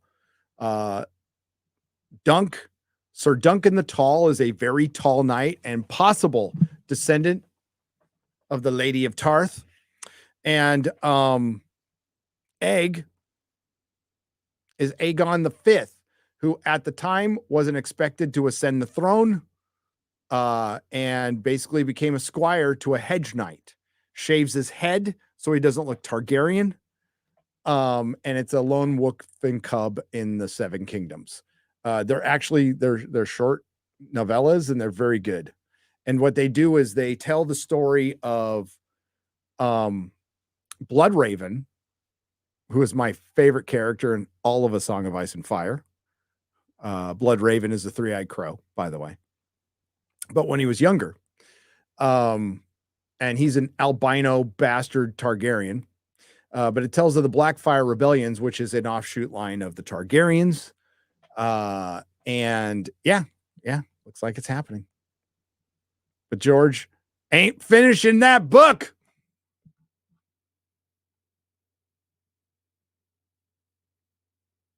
So there you go.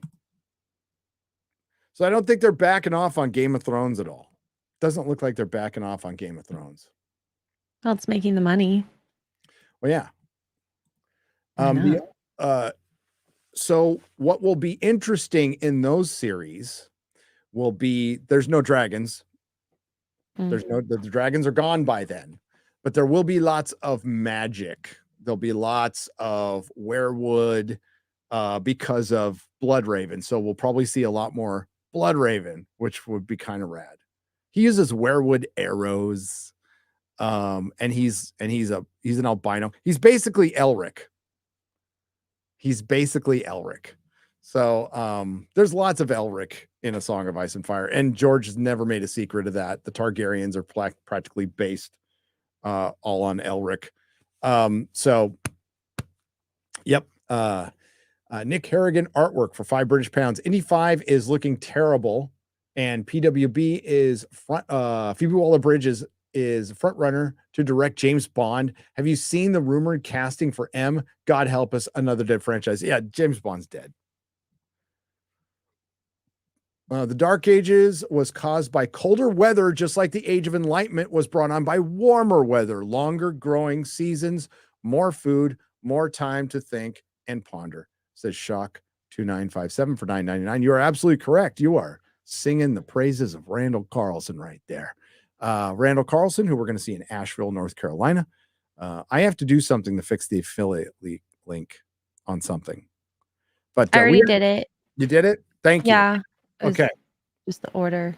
So we are going for our Forbidden Frontier show, which I do with Adam Krigler and Quarterback Garrett. We are going, Garrett and I, and possibly Adam, are going to Asheville, North Carolina in June to go see the Cosmic Summit and see Graham Hancock, Randall Carlson, and Jimmy from Bright Insight speak.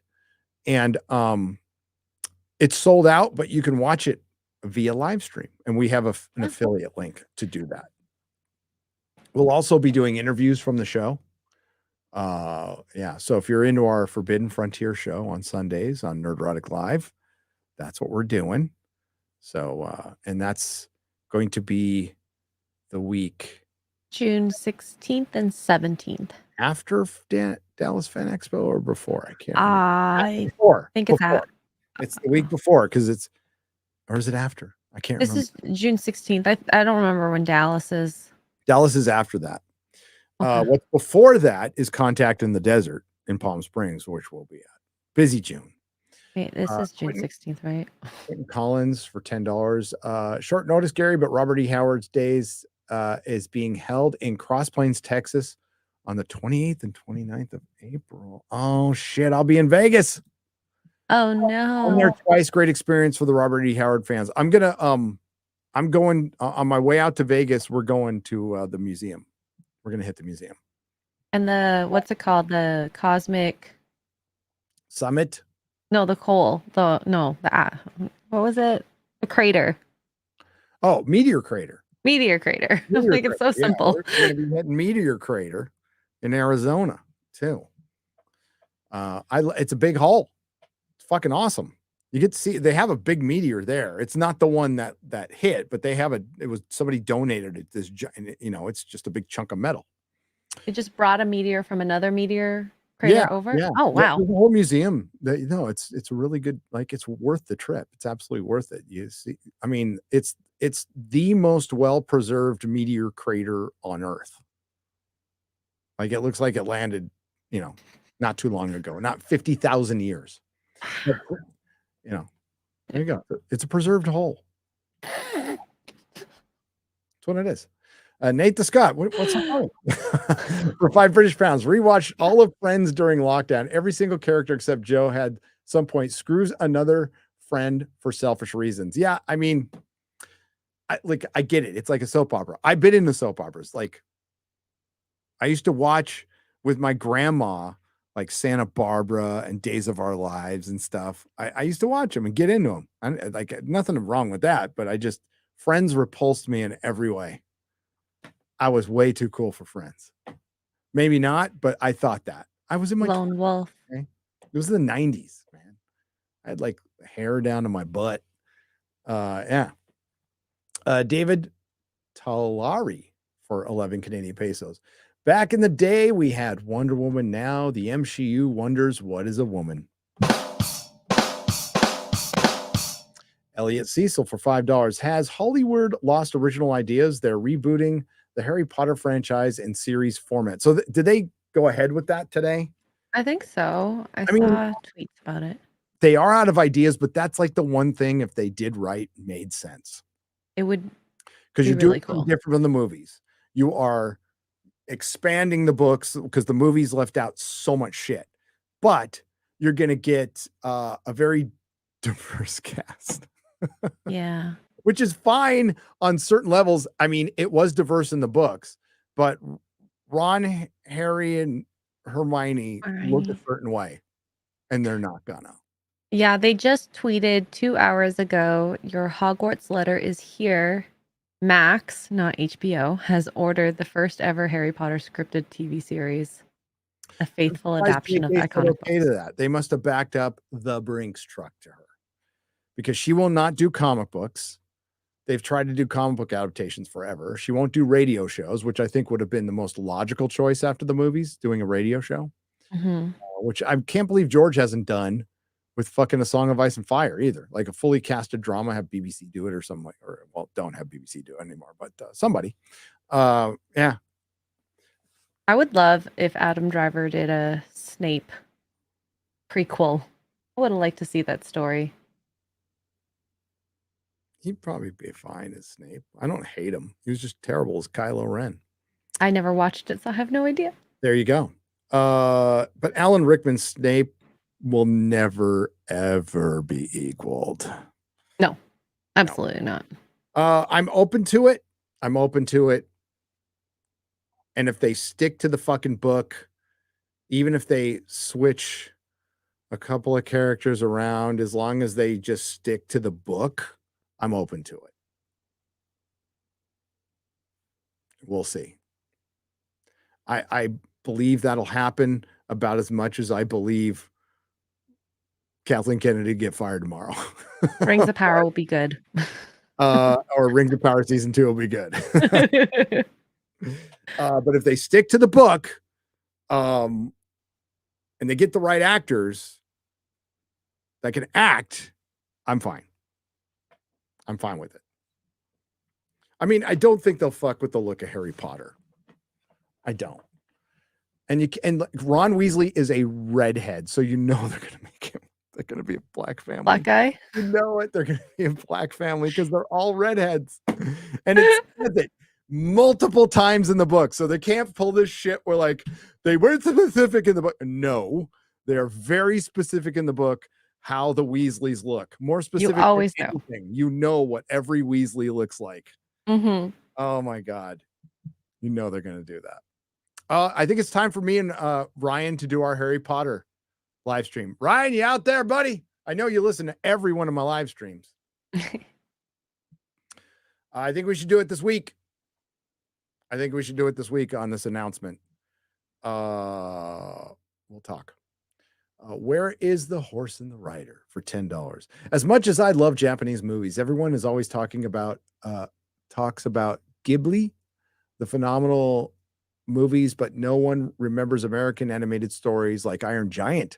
Makes me sad. Yeah, well, America made them great. They started the great animation. But we did not. We got lazy. We outsourced our animators, and then the outsourced animators decided to do better or make their own thing. I appreciate anime fans. They are very passionate people. I don't like all anime. I think some of it's fine. I've been shown some that's pretty cool because they have very good stories. That's the most and I don't like the super kiddie anime, loose animation. I don't like that with manga or anime. I like the more realistic version, which is way more Western. That's what I gravitate to. Like Parasite. That is very good animation. Parasite has rockin' animation. It's so good. Farron for £2 I can't say Socrates and beef oven. Just a B&T. Beethoven? Is that what it's supposed to be? I don't know. He spelt it beef oven, so beef oven. So beef great oven. beef oven. Michael Ermish for £10 in Germany. The local book company Thalia has manga sub stores. The only thing Western comics to find are omnibuses and Who is Who books. It's dead here. Yeah. And it's sad. It's sad. And omnibuses here in America, they're filthy expensive. They're like $100 if you want to get the hardcover omnibus. I mean, they make some, like I got a Farscape omnibus for cheap at Half Price Books, which is really awesome, by the way. John Thomas for $5. There's a couple of Doctor Who IDW softcover omnibuses that are pretty good from the IDW Doctor Who days, riding up to the 50th anniversary, were really good comics. My sister and her husband lived on a boat running charter in the Virgin Islands. One of those shows hired them to pretend that they were selling it. Oh, really? Oh, the shipping wars that Chris was talking about. Yeah, I hate that shit. You know, you can build up drama in editing without faking it. All right. So the little time I spent on a certain reality show, editing, doing ghost editing, I did a lot of ghost editing, tons. But you like a good editor, I think, has a high tolerance for repetition. You can sit there and watch shit over and over again, which I can, which is, I don't know what's wrong with me, but I have a high tolerance for repetition. Like I can be entertained by something again and again and again. So I with that reality show, I would just let the footage tell the story. And clever editing can build any drama with some good music. You don't need to fake shit. Now, like this show was faking shit to the point where it wasn't as bad as others. They would just be, oh, I'm surprised you're at the door, but somehow the camera's in there. So how's the camera in there if you're surprised at the door? It's that kind of shit. It was more being coordinated, but this was the early days. Somewhat early days. But then it got outright scripted and they got busted for it. So Doom Guy for $5. Thank you for the donation. The Noonian for 10 British pounds. Psychopaths season 1 is fantastic. A view into the future of the social state. Don't watch season 2. Okay, I'll watch season 1. Kevin Willis on the Streamlabs side for $10. Don't know why I came over as 100 last time, but anyway, just one more to note. I'm looking forward to your next Lord of the Rings watch party. Probably not going to see it live, but looking forward to it. There you go. December 18th, I believe, is the date. Oh, we have a date already. Well, it's whatever date Return of the King came out. Hang on. December 18th is a Monday. King release date. 17th. So it's a Sunday. So a Sunday. Oh. Sunday. So yeah, mark it on your calendars. Sunday, I will be doing a live stream, and the guys I'm inviting them publicly now, so they're now obligated. But these are the guys that came to the last one. Critical Drinker, Mahler, Robert Marburnett, Chris Gore. We'll get everybody. Mm-hmm. We'll get everybody. Killer panel. Jacob Glazer for $2. A bunch of Marcy Darcy's have taken over Marvel and Star Wars. That is a brilliant description. Darcy. Devastating for $10. Do you guys watch the Uncharted X channel? Yes, I love Ben. Ben from Uncharted X has a great interview on the Concrete podcast. I haven't seen it. Concrete. That's pretty good. It's a pretty good podcast. I like Concrete. He did a great one with Randall too. Ben is the man. Love Ben. He does like fucking superb work on his videos. They are so well edited, well narrated. His writing is top notch. Yeah, I can't recommend that channel enough. It is a rabbit hole you will go down. And what he does is he goes to Egypt and he starts looking at stuff that not everybody looks at, and he picked this up from Graham, right? Who picked it up from someone else. And this is just, Schwaller Deluvish. And there's a tour that they take. That's the tour I want to take when I go there next year. But I cannot recommend Uncharted X, Bright Insight, Randall Carlson's channel, and enough. The Brothers of the Serpent. These are great channels. The Y-Files. Subscribe to them if you're into like really open-minded, intelligent, and like very not woo-woo channels that are getting into thought provocative. Like they're really, they try to take, as they're amateurs, but they try to take this really logical approach towards the ancient civilization mystery that I think is I don't think it's a mystery. I think there's just a bunch of old shit. There's evidence like scattered all over our planet that we're much older. The human race, civilized humans have been around a lot longer than what academia says. A degree means you are skilled in answering questions and regurgitating knowledge. I'll add those questions and answers do not need to be true for you to get a degree. Kyle Lovelace for $5. I absolutely agree. That is factual. You're not smart in real life in terms of just real life stuff. Street smarts, as they call it. I should know. I was a university graduate. You're smart. I mean, you can do math, spell. I mean, I can't. And then spell or do math. that's academics, though, I mean, right? Like, if you want to go to school and spell and learn math and like apply, Learn how to study and be by all organized. means. But if you're into something even semi-social or philosophical, fucking just read some books. Go out and live some life. Or Meet go to a some- trade. Take that money, all that fucking money you would put into a university and travel the earth for fucking 5 years. I cannot, like, it's so expensive to go to school in the States. It's ridiculous. It's ridiculous. You could take 20 grand and circle the earth if you're smart about it. Mhm.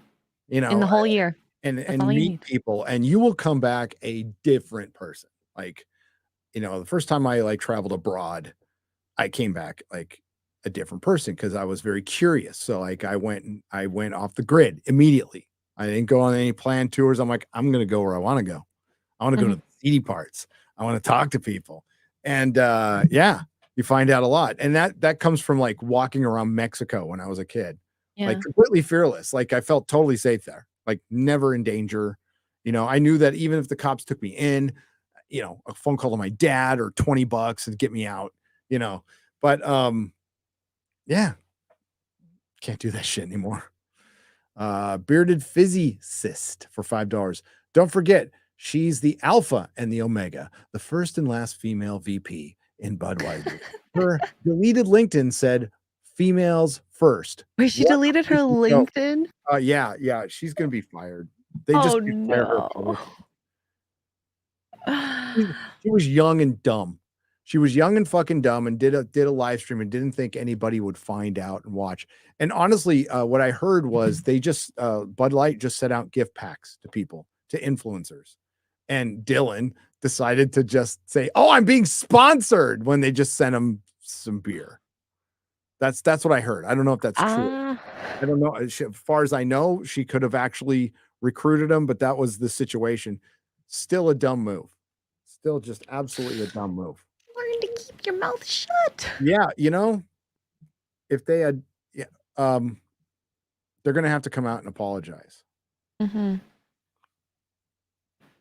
Gosh, that's so unfortunate. Actions speak louder than words, so unfortunately, she did not learn that. Dang. We got a few more here, or more than a few. More than a few, yeah. More than a few. Here we go. Aurora Uplinks for $5. Beer commercial. You need to make more money and be successful with the ladies. Let's help. Buy some of our beer. Drink, study, work out, go out. That's a better beer commercial. This is the same company that did Real Men of Genius, which were some of the best commercials ever. All those antioxidants, people fear accidents, Aurora.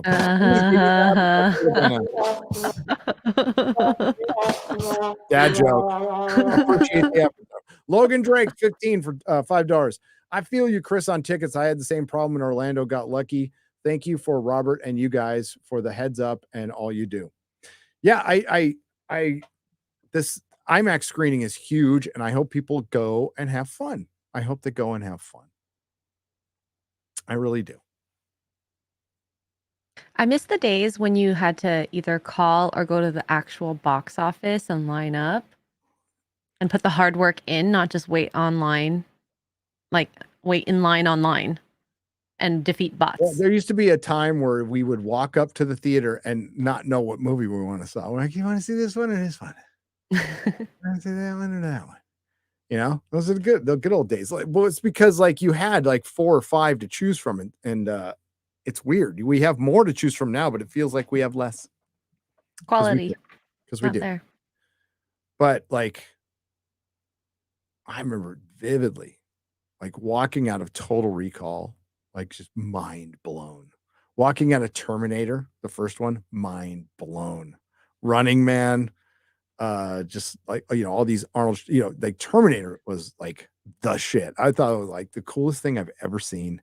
Then the Aliens sequel, which is much debated, but you like people forget at the time it was such a they took a horror movie and made an action movie sequel. And it was such a like that's weird. They like took a real chance and a freaking yeah, you know, so like it was a good time. It was a good time. Then we had these crazy comedies, these coming of age comedies. You know, John Hughes was just fucking shitting them out. They were great. Mm-hmm. We were lucky. I'm We lucky also I had didn't to- watch it. We also had to dial like on rotary fucking phones to contact each other. You actually used a rotary? Yeah.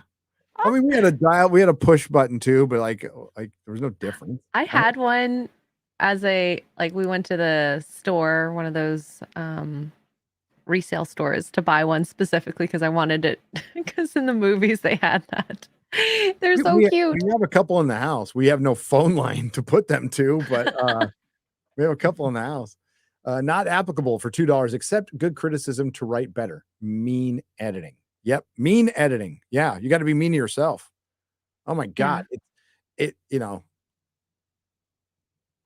that's why it takes me so long to record stuff. Cause I'll record something and I'll re-record it 5 or 6 times each clip.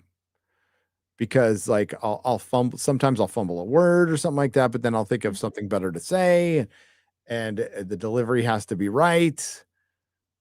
So yeah, I put a lot of fucking time into that. And I kill my babies all the time. Killing babies. It's an editing term. Remember when Marvel suggested only skin folk should go watch Wakanda Forever? You mean black skin folk?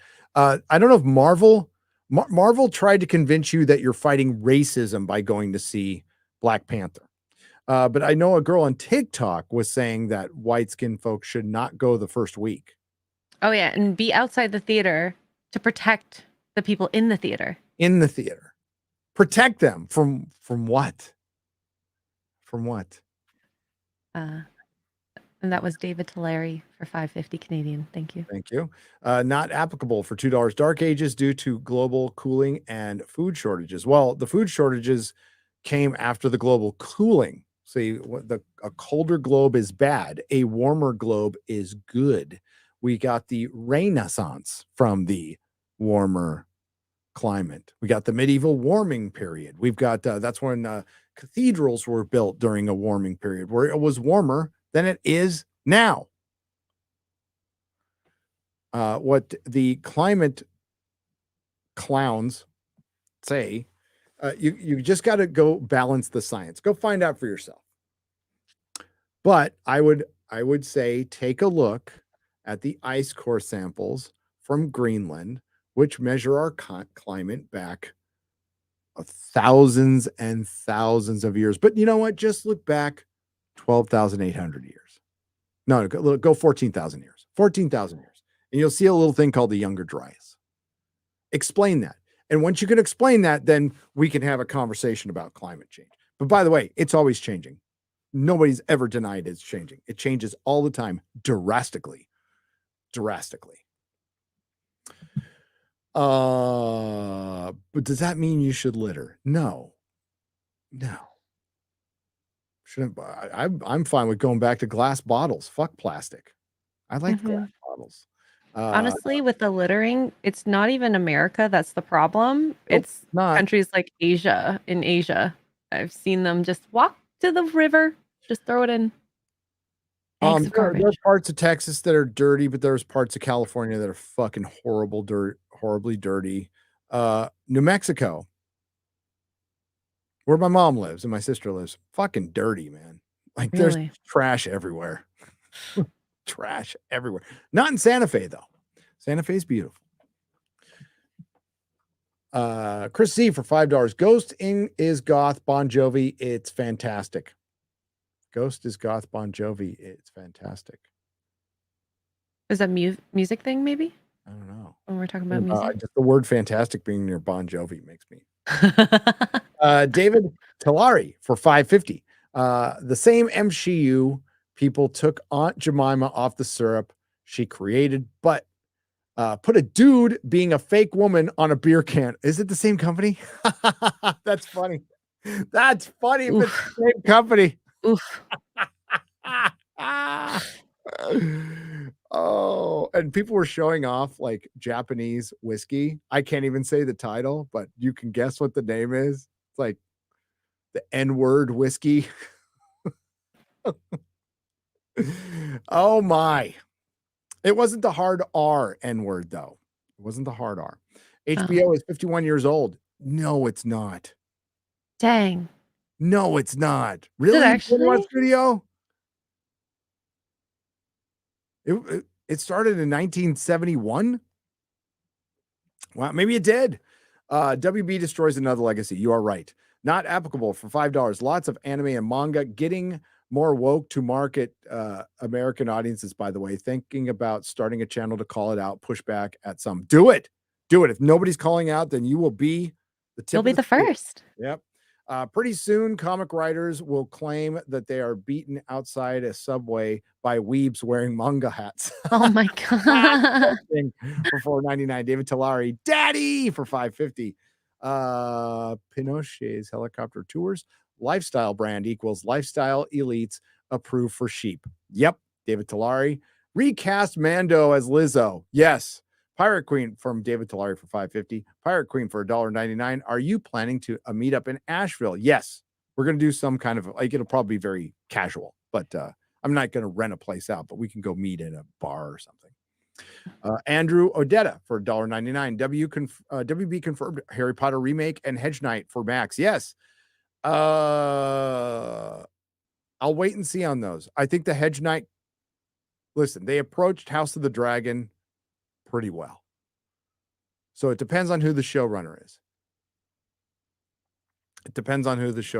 But I very much like the Hedge Knight books. I very much like the comics. I think they're very good stories. Daryl the Derelict for $5. A stream in a stream is called Streamception. I've done it a few times. It's fun. David Talari for $2.20. Recast Peter Parker as Lizzo, Spider-Woman. She could be pregnant, Spider-Woman, and you could never know. Oh, pregnant or not. David Talari for $2.20. I sent 5 super chats. You want to read one? I did. I've read all 5. Joseph's Dots for $1.99. Gary, it's Girl Alexy far, far away. What did I say? Girlixy, far away. Girlixy. I can't read like normal words. You want me to read made up words correctly? That's an awful lot of me. Okay. No, I'm just kidding. Kenny Justice for $5. Hail all. Gary, I would like to ask what day you guys will be at Houston. Something came up and I can only go for one day. I miss you all last year. I don't know. I'm guessing Saturday. Saturday will be the day I be there because Friday Night Tights is on Friday and Sunday is not as busy of a day as Saturday. So I'm going to guess Saturday because that's where I was. I was there last year on Saturday. Des for $5. If Kathleen Kennedy is ever fired, who would you recommend they hire to save it? George Lucas at this point would be the only one. And I doubt he could. I don't think it can be saved. I don't. Who would I hire? George. It's his. But he would, I think he's too old and could give 0 fucks about unfucking up this mess. WTF boy for $4.99. I'm a wrestling fan, and it's like Vince McMahon is running Star Wars now. LOL, trying so hard to ruin something that's so simple to appease fans. Shake my head. Vince McMahon has gone insane. David Talari, bring on Frost and her opinion on the MCU. No. Well, I'd love to hear it. Pirate Queen for $4.99. Bruce Campbell is on tour right now doing a game show and showing a movie. Look up Bruce-O-Rama. Yes. It's awesome. People should go. King Red 248 for $2. Steve dies at the end. Same type of movie as BBH. Oh, John. Why did I say Steve? John dies at the end. Same type of movie as BBH. Edward Morris for $5. Yo, Gary, there are two movies from different worlds in front of you.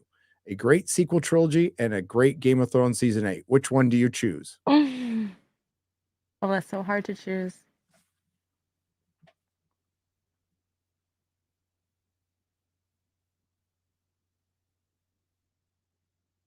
I feel like I would choose a great Game of Thrones season 8 because there are great trilogies out there already. Yeah, like I had my great trilogy with the original trilogy. I would go for, but like, yeah, no, I have to pick the right choice. The sequel trilogy, because Game of Thrones season 8 wasn't only ruined by season 8. It was ruined by parts of season 6, all of season 7, and all of season 8. So you would have to redo 6, 7, 6, 7, 8. Okay.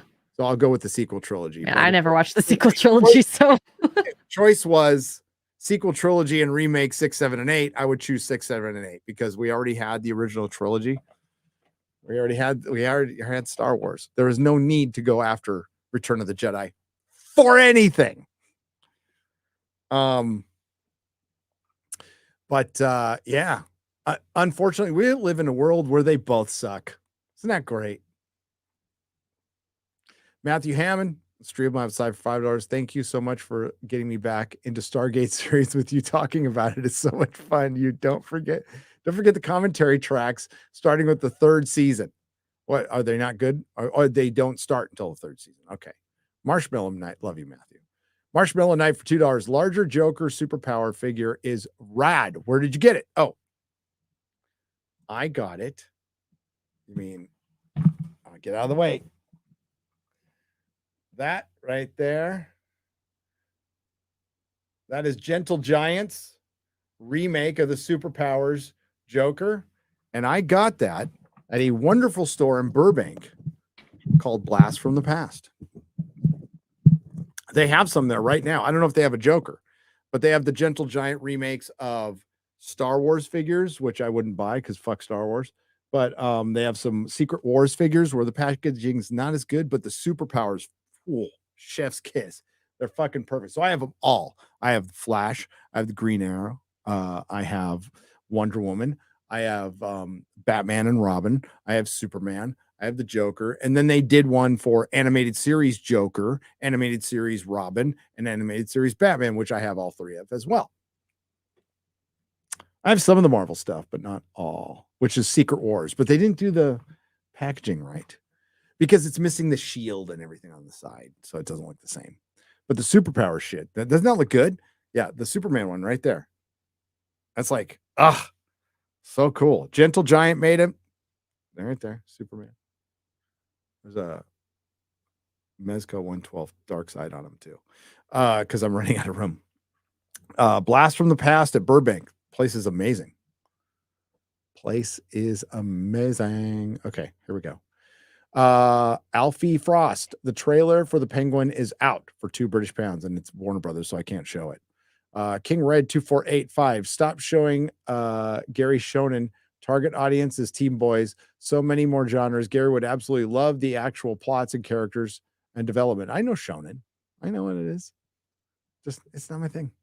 The Last Kingdom series comes to the end in 2 days with a film on Netflix, The 7 Kings Must Die. The series deserves more recognition, in my opinion. Says Lacquer Dread for $5. Thank you. Fat Steven, what's up? 220. How do you recycle Hollywood garbage films? You know, I've always said if you're going to remake something that sucked.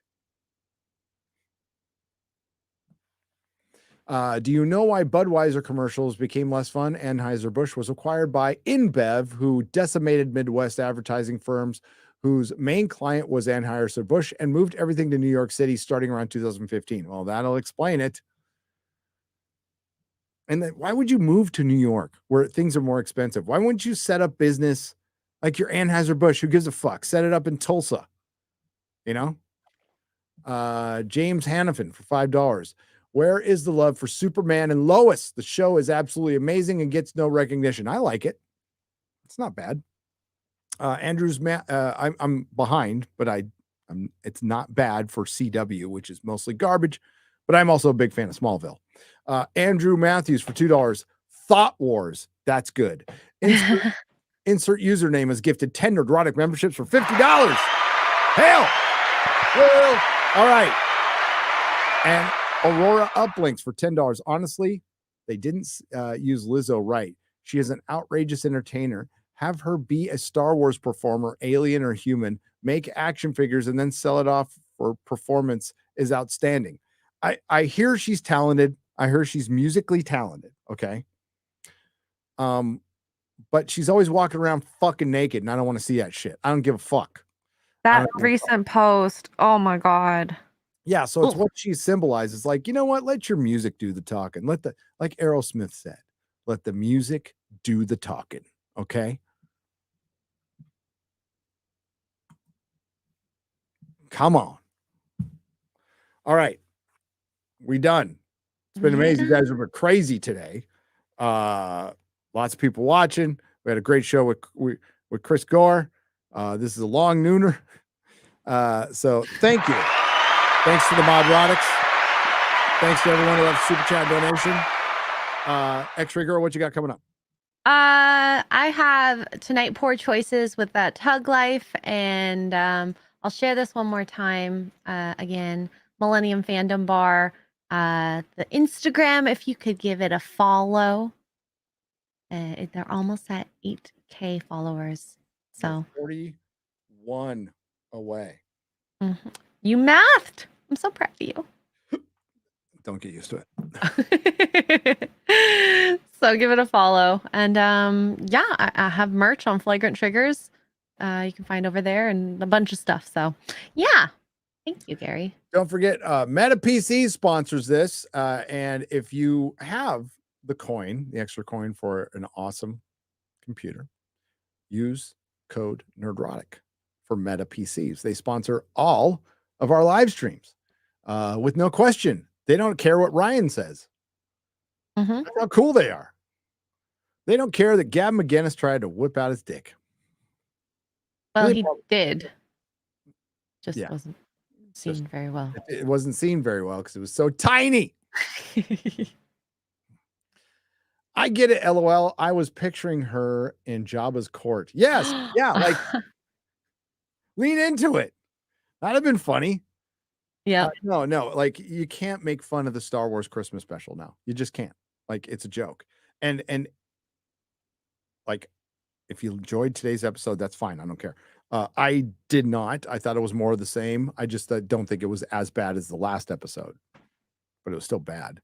And it's the penultimate episode of your fracking series. You know what? Just wait for Picard. I'm sure there'll be something coming up that'll be exciting. I mean, it's a penultimate episode, right? You wouldn't waste time with a penultimate episode unless you're Disney Star Wars. But guess you'll just have to find out at 3:00 in the morning Central, because nobody knows how to drop their. Yeah, that's another thing HBO has an advantage on. They put their shit out like at a normal hour. Well, it's not HBO anymore. So what the fuck do I know? Okay. I have a the Marvels trailer reaction video coming out, edited by Perry Chan. Then I have no idea. Because I'm going to watch Lord of the Rings for the next 2 days. I'm so jealous. Yes. So, but yeah, I'm going to do a member stream tomorrow. I just don't know what time. I'll keep you posted in the community section. Okay. Because I got to call my dentist like right now before they close. I just watched Clone Wars episode, and if Mandalorian could be half as good, I would be happy. And it can't be. Watch the Tartakovsky Clone Wars. They're better. All right. Thanks, everyone. I'll see you next time. Friday Night Tights with Mahler. It'll be a fun one. Ciao. Bye.